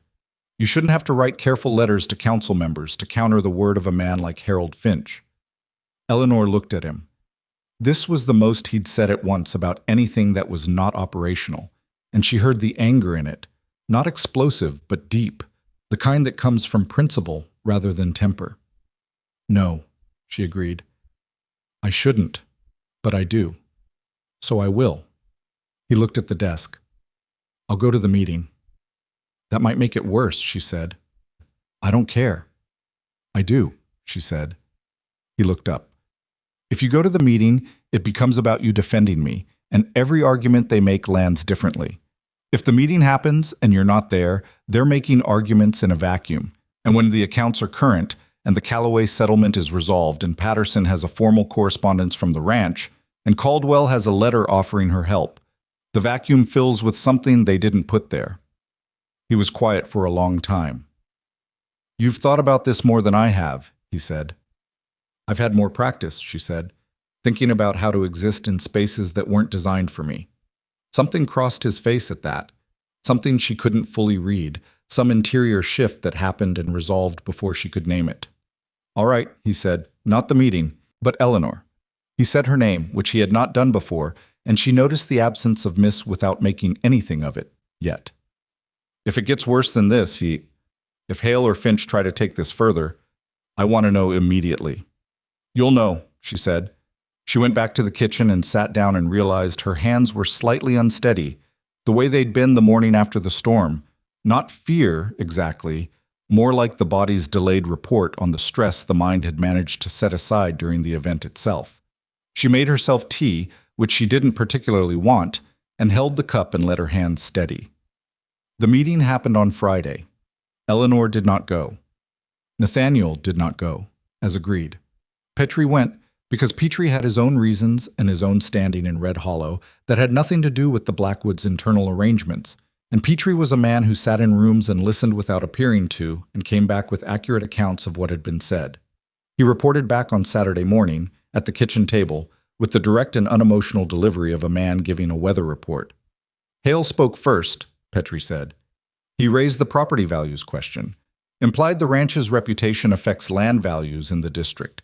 Finch spoke after and made it about the original situation, He paused briefly. Your arrival in Red Hollow, what he said then and what the circumstances were. Eleanor nodded and said nothing.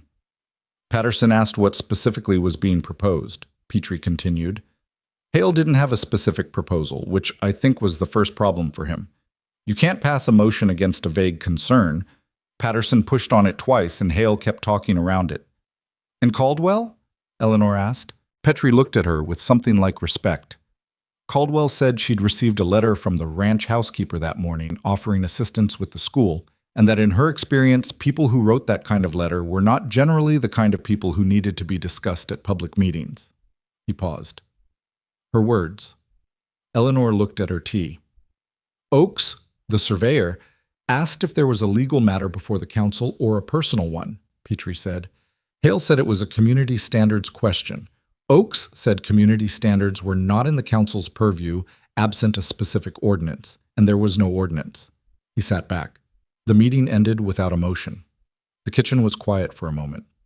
Thank you, Eleanor said, for going. I've got opinions about men like Hale, Petrie said, standing up. I just prefer to have them at meetings. He picked up his hat. Also, the Calloway letter came back. He put an envelope on the table and left. She opened it.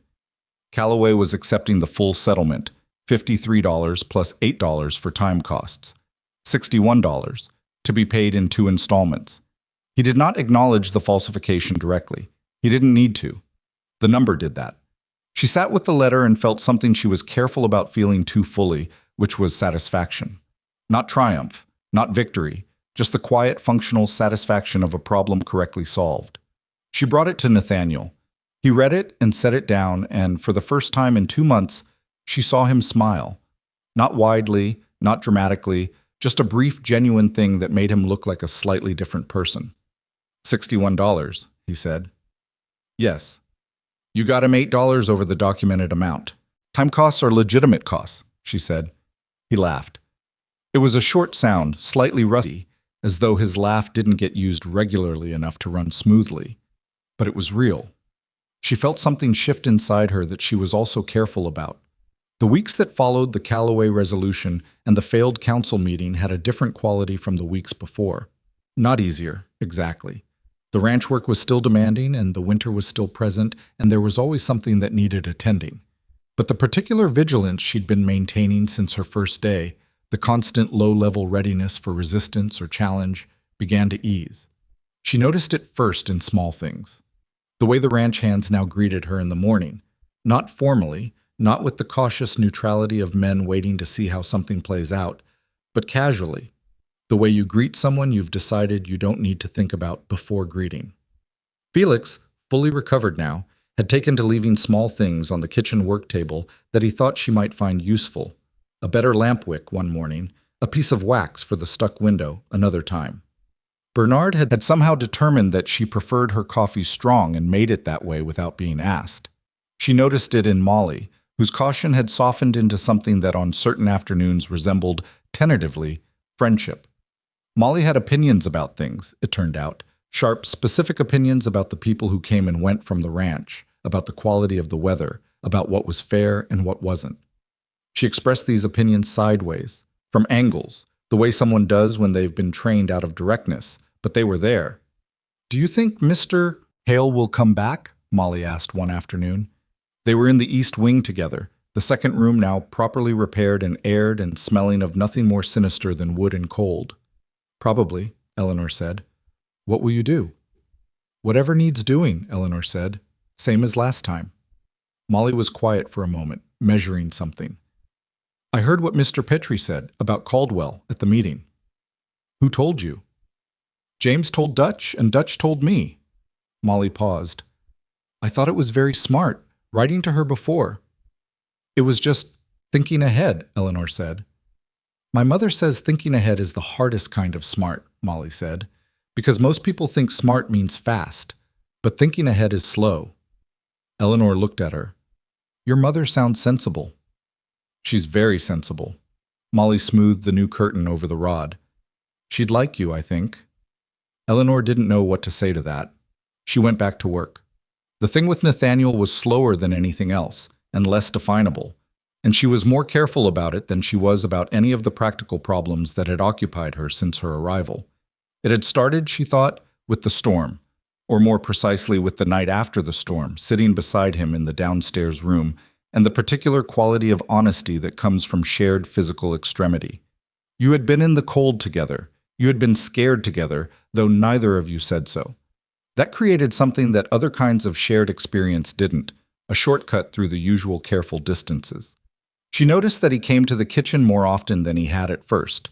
Not for anything specific, just passing through at times when passing through wasn't operationally necessary. He would pour coffee and stand near the window and make a comment about something in the day, and she would respond, and they would have a brief exchange that wasn't about the accounts, or the supply chain, or hail, or any of the things they had legitimate professional reasons to discuss. They talked about other things. Books, sometimes. She'd found a small shelf of them in the study and had asked to borrow one, and this had led to a conversation about what they'd read and what they thought about what they'd read that lasted longer than either of them had planned. He read history, and she read whatever she could get her hands on, which was the difference between a man with a library and a woman who'd always had to be grateful for what was available. He asked her once about Pennsylvania, about what her life had been like there before. She told him about the dry goods store, about her uncle, who had been a difficult man but a fair one.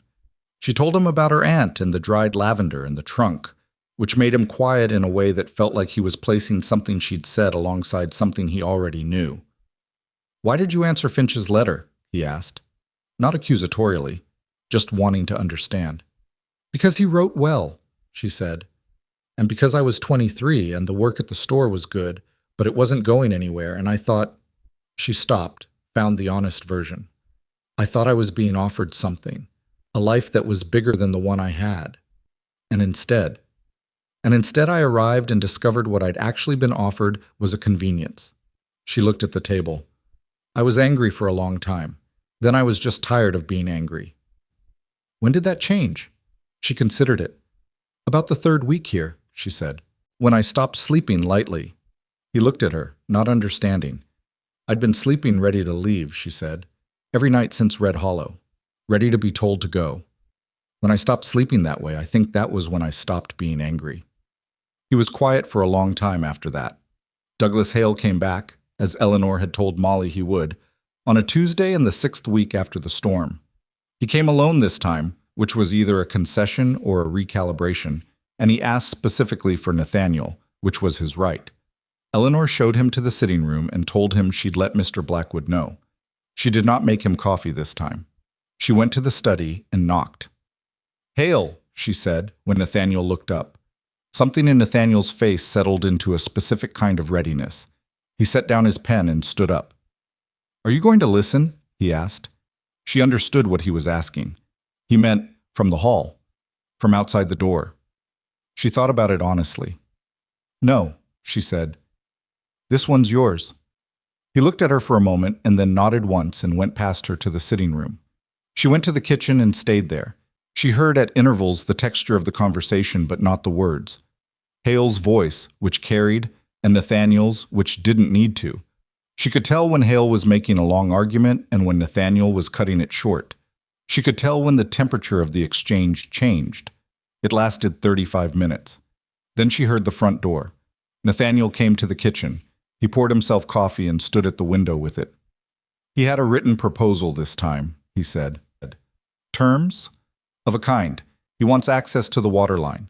In exchange, he's offering to purchase 40 head of cattle at above market price." Nathaniel took a drink of coffee. "It's actually a reasonable offer on its face. What's the catch? The access isn't a temporary easement. It's a permanent right-of-way. Once it's recorded, it becomes a property encumbrance that transfers with the land." He paused. "The 40 head at above market aren't worth a permanent right-of-way, not remotely." "Did you tell him that?" "I told him I'd consider any proposal that came with a temporary easement, a defined term, and compensation proportional to the actual value of the encumbrance, rather than a cattle price inflated to obscure the imbalance. He set the coffee cup down. He didn't like that. Did he threaten anything? Not explicitly. Nathaniel turned from the window. He suggested that the council meeting outcome had been fortunate, and that community sentiment was a variable thing. Eleanor held her expression steady. That's a threat. Yes. Is he capable of making good on it? Nathaniel thought about it seriously, which she appreciated. Hale has money and relationships, but he's not well liked. He's transactional, and people who are purely transactional eventually use up their credit. He paused. Patterson told me last week that Hale had tried to borrow against his feed supply contract, and Patterson declined. So his cash situation may be part of why the water line matters to him right now. He needs the access, Eleanor said. He needs it enough to come twice and bring written terms. She turned this over.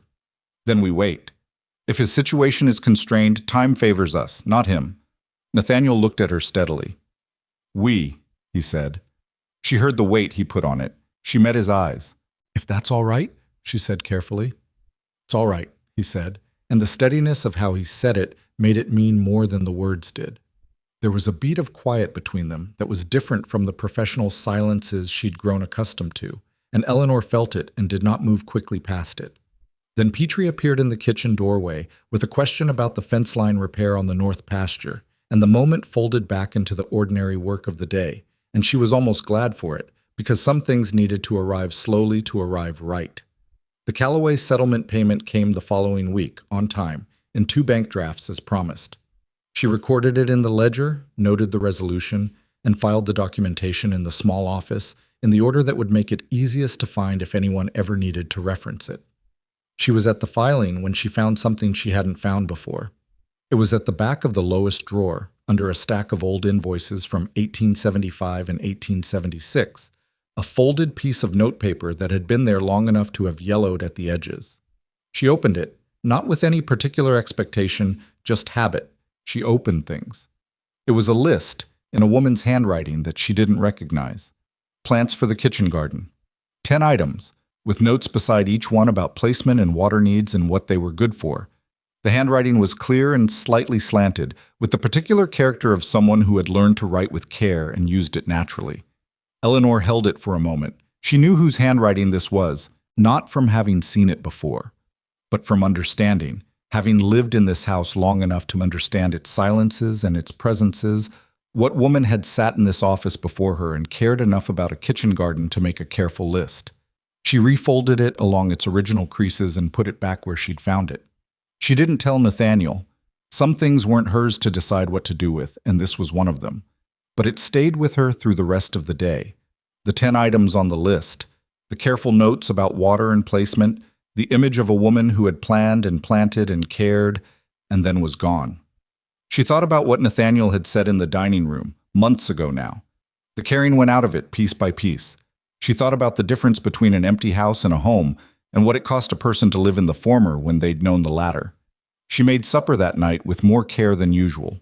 Not differently, just more attentively, the way you do something when you're paying attention not only to the task, but to the reason behind it, Dutch noticed. You're in a particular mood tonight, he said. Am I? Not bad, just thoughtful. She was quiet for a moment. Do you know if there was ever a kitchen garden here? Dutch looked up from the bread. There was. On the south side of the house, near the well. Hasn't been worked since, well, a while. He looked at the bread. Why? Just curious, she said. She went to bed that night thinking about the list, about 10 plants, and their water needs, and the woman who'd written them down, and about what it meant to take care of a place that someone else had loved first. It didn't feel like competition. It felt like continuation. She was still turning that over when she fell asleep, and in the morning she went out before breakfast, despite the cold, and stood on the south side of the house near the well and looked at the ground. It was frozen solid and covered in the thin remnant of the last snow, but she could see, if she looked carefully, the organized edges of what had once been beds, the geometry of something planned and tended. She stood in the cold and looked at it for a long moment. Then she went inside to start the day, because the day was starting whether or not she was ready for it, and she had long ago made her peace with that. Spring came to the Blackwood the way it came to most places in that territory. Not all at once, but in arguments. A warm week followed by a hard freeze, mud that froze overnight and thawed by noon. The cattle restless with it, the horses worse. Petrie said every year was like this, and every year the men acted surprised, and Eleanor thought that was probably true of more things than just the weather. She had been at the Blackwood for 5 months by the time the ground softened enough to work. 5 months was long enough to know the sound the house made in different winds. Long enough to know that Dutch's bread was better on the days he wasn't rushed, and that the way to ensure he wasn't rushed was to have the breakfast timing settled the night before. Long enough to know that Petrie checked the south fence first after any significant weather, and that if he came back before noon, it meant the fence was fine, and if he came back after, it meant it wasn't. Long enough to know that Nathaniel read in the study until late, on nights when something was working in his head that he hadn't resolved yet, and that on those nights the lamp under the door stayed lit past midnight. She knew the house. The house had begun, cautiously, to know her back. The kitchen garden was her own idea, undertaken without announcing it. She ordered seeds through Patterson's feed store. She'd been corresponding with Patterson regularly now, a functional professional relationship built on the Blackwood's reliable custom. And she borrowed tools from the barn one Saturday morning and went to the south side of the house and started working the beds. The ground fought her. 5 years of neglect had compacted it, and there were root systems from weeds that had established themselves with the confidence of things that believe no one is coming back. Her back ached by mid-morning. She kept going. Molly found her there at noon and stood for a moment looking at the half-cleared bed, the pile of extracted roots, Eleanor on her knees in the dirt with her good coat discarded over the fence post and her older dress doing the work it had been kept for. "I didn't know you were doing this," Molly said. "I didn't tell anyone." Molly was quiet for a moment. "Can I help?" "Yes," Eleanor said. "Get gloves." They worked through the afternoon, the two of them, and by the time the light started going flat, they had 2 beds cleared and turned and roughly ready. Eleanor's hands were brown with soil, and her knees were sore, and she looked at what they'd done and felt the specific satisfaction of physical work completed, not the intellectual satisfaction of an account balanced or a letter that landed right, but something older and more bodily than that. She was washing her hands at the pump when she heard footsteps on the south porch and looked up to find Nathaniel standing there, coat on, apparently returning from the far pasture. He stopped when he saw the cleared beds. He stood there for long enough that she had time to wonder if she'd overstepped. She hadn't asked. She'd found the list, understood what it represented, and made a decision on her own, and it occurred to her now that this might not have been her decision to make. "I found a list," she said. "In the office, in the back of the lowest drawer." She straightened up and dried her hands. "Plants for the kitchen garden. I should have asked you before I started." He was still looking at the beds. His face was doing the thing it did when he was managing something internal that he hadn't fully worked through yet. "No," he said. "You shouldn't have had to ask." She waited. "She planned that garden the first spring after we built the house," he said. "She worked it every year." He paused. "After she died, I couldn't. I told myself it was impractical. A working ranch doesn't need a kitchen garden. There's plenty of other things to spend time on." He stopped again. "I was lying to myself." "I know," Eleanor said. She said it gently but directly, because he was a man who respected directness, and because she thought he needed to hear it confirmed rather than softened. He looked at her then. "You kept the list." "It's in the drawer where I found it. I didn't move it." Something in his face shifted, a fractional release of something held a long time. "Thank you," he said. It meant more than the 2 words. She nodded. She picked up her coat from the fence post and went inside, and she gave him a few minutes alone with the beds and whatever he needed to do with them privately, because some things are not meant to be witnessed. The Hale situation resolved itself in the 2nd week of April, and it resolved the way Eleanor had told Nathaniel it would, through time and changed circumstances rather than confrontation.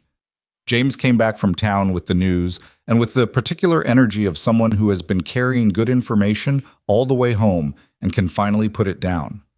Hale had borrowed against his land to finance a cattle expansion the previous fall, and the expansion had not gone well. Losses in the same storm that hit the Blackwood, compounded by a pricing problem in the spring market. He was not ruined, but he was constrained enough that the waterline project was no longer financially viable, and the land agent's office had apparently received a quiet withdrawal of the property line dispute. "So that's done," James said, setting down the mail. For now, Eleanor said.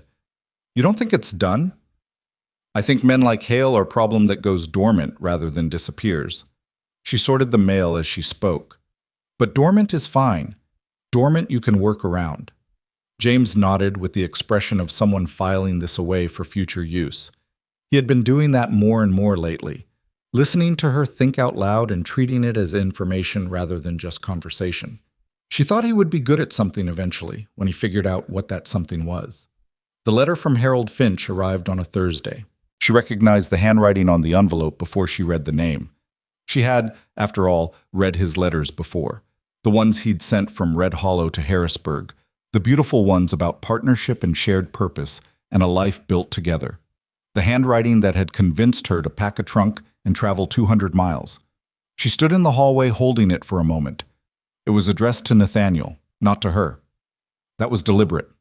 Everything Finch did was deliberate. That was the thing she'd understood too late the first time and understood completely now. She brought it to Nathaniel's study and put it on the desk without comment. He looked at the return address. He looked at her. You want to be here when I read it? No, she said. But I want to know what it says. All right. She went to the kitchen. She put water on. She stood at the window and looked at the south garden, where the first of the seeds were beginning to show, small and tentative and improbably green against the dark-turned earth. 3 weeks since she and Molly had cleared the beds. Life was faster than you expected when you gave it the right conditions. Nathaniel came to the kitchen 20 minutes later. He sat down at the table, the first time she'd seen him sit at the kitchen table, which was her space in a way the study was his, and his sitting there meant something, she thought, about where they were now relative to where they'd started. He's asking for money, Nathaniel said. She turned from the window. Against what? Against silence. Nathaniel set the letter on the table. She could see his jaw was set in a way that meant the anger was present, but managed. He's implying that he has information about your time in Red Hollow, the period between your arrival and your employment here, that could damage the ranch's reputation if it became more widely known. She absorbed this. He has no information. Nothing happened in Red Hollow. I know that. He's implying things that aren't true. I know that too. Nathaniel looked at her steadily. What do you want to do? It was the right question, and she was grateful he asked it as a question rather than presenting her with a decision already made. She thought about it for a real moment, turning it over the way she turned over accounts looking for where the number didn't match. I want to write back, she said, to Finch. To Finch. In both our names. She sat down across from him. I want to tell him that his letter has been retained, that we are aware it constitutes an attempt at extortion, that we intend to refer the matter to the county sheriff and the land agent's office, and that any further communication from him should be directed to Nathaniel's attorney. She paused. And I want to send a copy of that response to the county sheriff before we send it to Finch, so the record precedes the threat. Nathaniel looked at her for a long moment. You've thought about this before. I've thought about what I'd do if he tried something, she said, since I understood he and Hale were connected. She looked at the letter on the table. Men like Finch operate on the assumption that the threat of embarrassment is worse than any actual action you could take. The way to beat that is to make the action cheaper than the threat. By going to the sheriff first. Once the letter is on record as extortion, Finch has nothing. Whatever he was going to say becomes evidence against him, not against us. Nathaniel was quiet. She could see him thinking through it, not doubting her reasoning, she thought, but making sure he'd followed all the way to the end of it. He'll be humiliated, Nathaniel said. Yes.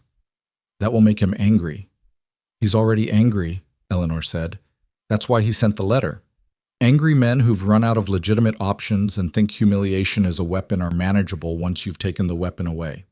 What they're not is dangerous in any new way. Nathaniel picked up the letter and read it again. Then he set it down and looked at her with the expression she'd first seen in the street in Red Hollow. Inventory, recalibration. But layered now with 5 months of everything that had happened since. Write it, he said. Both our names. She wrote it that afternoon. It was the most satisfying letter she had ever written, which was saying something because she had written a number of satisfying letters in the past 5 months. She read it twice, adjusted 2 words, and read it a third time. Then she knocked on the study door. Nathaniel read it. He picked up his pen and signed his name at the bottom and handed it back to her without a word. The kind of silence that means exactly right. She sent a copy to the county sheriff via James, who left before noon. The original went to Finch's address in Red Hollow the same day. She didn't hear from Harold Finch again. The sheriff sent a brief acknowledgement letter 2 weeks later, noting that the matter was on record and that if Mr. Finch contacted the Blackwood Ranch again, he should be directed to the sheriff's office directly. It was a single paragraph, formal and dry, and Eleanor filed it in the office in the section she'd labeled Resolved Matters and went back to the supply ledger. What came after was not the end of difficulty. That would be too clean, and life on the frontier in the winter of 1879 going into the spring of 1880 was not clean. The north fence needed substantial repair, and the cost of it was going to require some careful accounting. One of the young ranch hands, a boy of 19 named Sam, broke his wrist in a fall from a horse and was out of commission for 6 weeks, which meant redistributing the work among men who were already doing full shares. The summer promised to be dry, and Petrie was already watching the water situation in the south pasture with the specific focused worry of a man who has seen drought do what drought does. None of this was resolved. All of it was managed, one day at a time, by people who understood their roles and trusted each other enough to do them without constant adjudication of every small conflict. That was what Eleanor thought she had built in 5 months, alongside the accounts and the supply chain and the kitchen garden. Not a perfect operation, an honest one, a place where people knew what they were doing and why and who to bring a problem to. It was a Thursday evening in late April when Nathaniel asked her to sit with him on the front porch after supper. Not the back porch, where she sometimes went to look at the garden and think. The front porch, which faced the long view west. The sweep of the Blackwoods land going out to the tree line. The last of the day's light sitting on the hills. The particular blue that western skies became in that hour, when the sun was down, but the dark hadn't arrived yet. She brought her coffee. He brought his. They sat in the 2 chairs that she'd had Felix repair in February, when the weather had broken briefly, and she'd seized the chance to have things done that needed doing. He didn't say anything for a while, and she didn't push it. "I want to ask you something," he said eventually. "All right." He turned his cup in his hands. She had noticed he did this when he was arriving at something slowly, working his way toward it from the edges. "When you first came here," he said you'd come to Red Hollow because you thought you were being offered something, a bigger life." "Yes." "Did you get it? Whatever that was." She thought about it honestly, which he deserved. The bigger life she'd imagined when she read Harold Finch's letters had been a specific image, a home, a partnership, a place to put her competence to full use instead of in the margins of someone else's operation. It had been about being wanted, not as a convenience, not as a temporary arrangement, but genuinely, sustainably wanted. "I got something," she said. "Not what I imagined. Better, in some ways. Still," she paused, "still uncertain." "Uncertain how?" She looked at the hills. This was the moment, she knew. This specific arrangement of 2 people on a porch in the last light, the question on the table, his hands turning the cup, where she could be careful or she could be honest, and she had spent enough of her life being careful about the wrong things. "I don't know what I am here," she said. "I know what I do. I'm good at what I do. But I don't know what I am." She set her coffee down. "Whether I'm the person who manages the household until something changes, or whether I'm something else." The hills held the blue light. Somewhere in the south pasture, cattle moved against the settling quiet. "I know what you are," Nathaniel said. She looked at him. "You're the person this place runs on," he said. "Not the accounts, not the supply chain.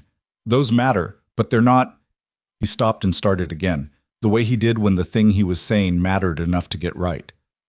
"When I was lying in that snow before Petrie found me, I was thinking about the house.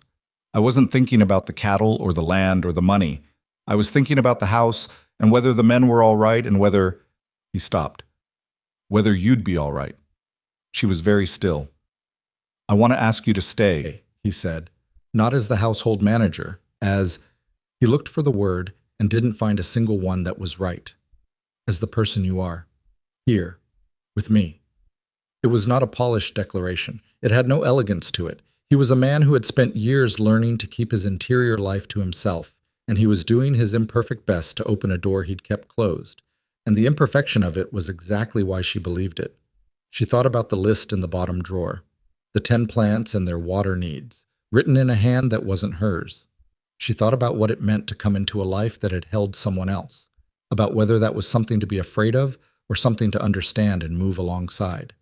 She thought about a street in Red Hollow, and a trunk upended in the mud, and a 23-year-old woman who did not cry. She thought about what that woman had wanted, and what she'd found instead, and whether found was a lesser word than wanted. She decided it wasn't. "I'm not going anywhere," she said. He looked at her. The blue light was going out of the sky now, the dark coming up from the east the way it always did, steady and unhurried. "That's not exactly an answer," he said. "It's the only answer I know how to give right now," she said. "I'm not going anywhere. Whatever that becomes, I'm here for it." He was quiet for a moment. Then he nodded, once, with the same quality he'd had from the beginning. Not effusive, not dramatic, just real. They married in the fall, quietly, without ceremony that required an audience. Petrie witnessed it. Molly cried, which surprised Eleanor, and then it didn't. Dutch made something considerably better than his standard bread for the occasion and did not comment on it, which was his particular form of celebration. Red Hollow heard about it. Red Hollow had opinions, which Red Hollow always did. Eleanor was past caring about Red Hollow's opinions. What she noticed, in the months that followed, was the quality of the life that assembled itself around her, not because everything was resolved, but because enough of the foundations were right. The kitchen garden came in fully that summer. Not the 10 plants from the list, not exactly, but overlapping, related, the list honored in spirit rather than replicated precisely, because she was not trying to restore something, but to continue it in her own way. The accounts remained accurate.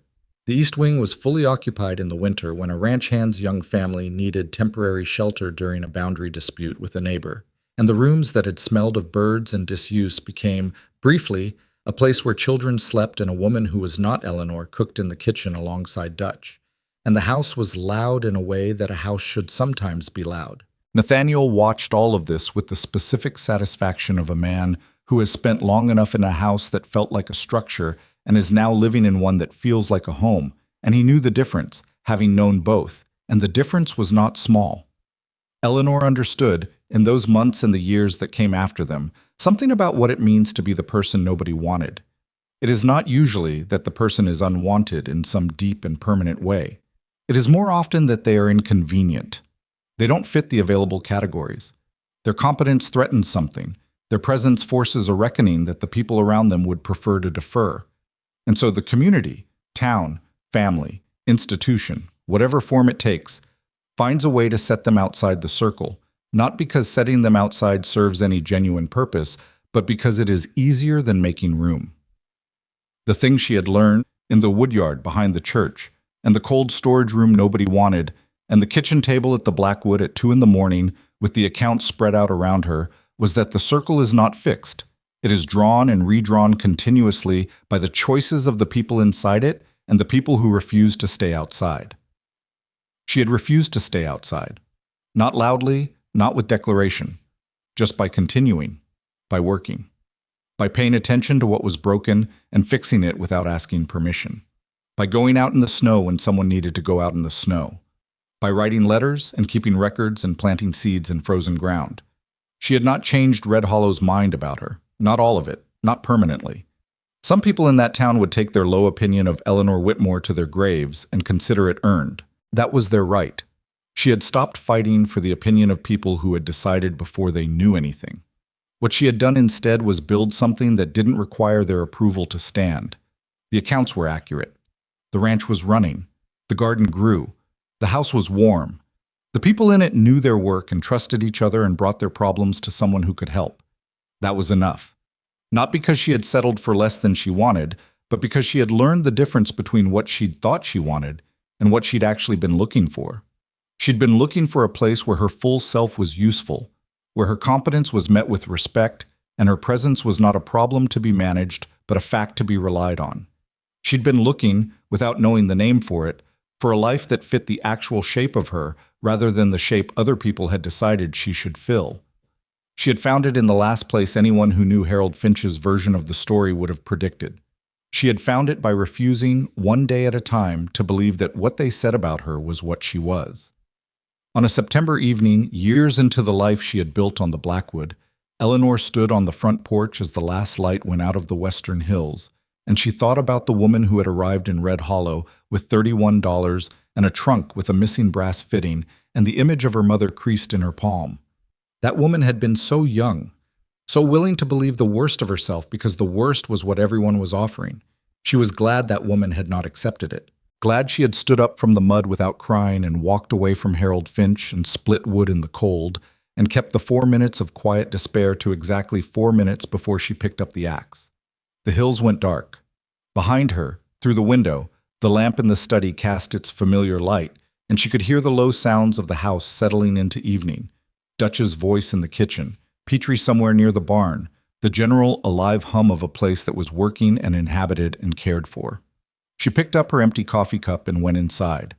The door closed behind her with the sound of a door that fits its frame well, the sound of something that had been attended to, the sound of a house that knew someone was home.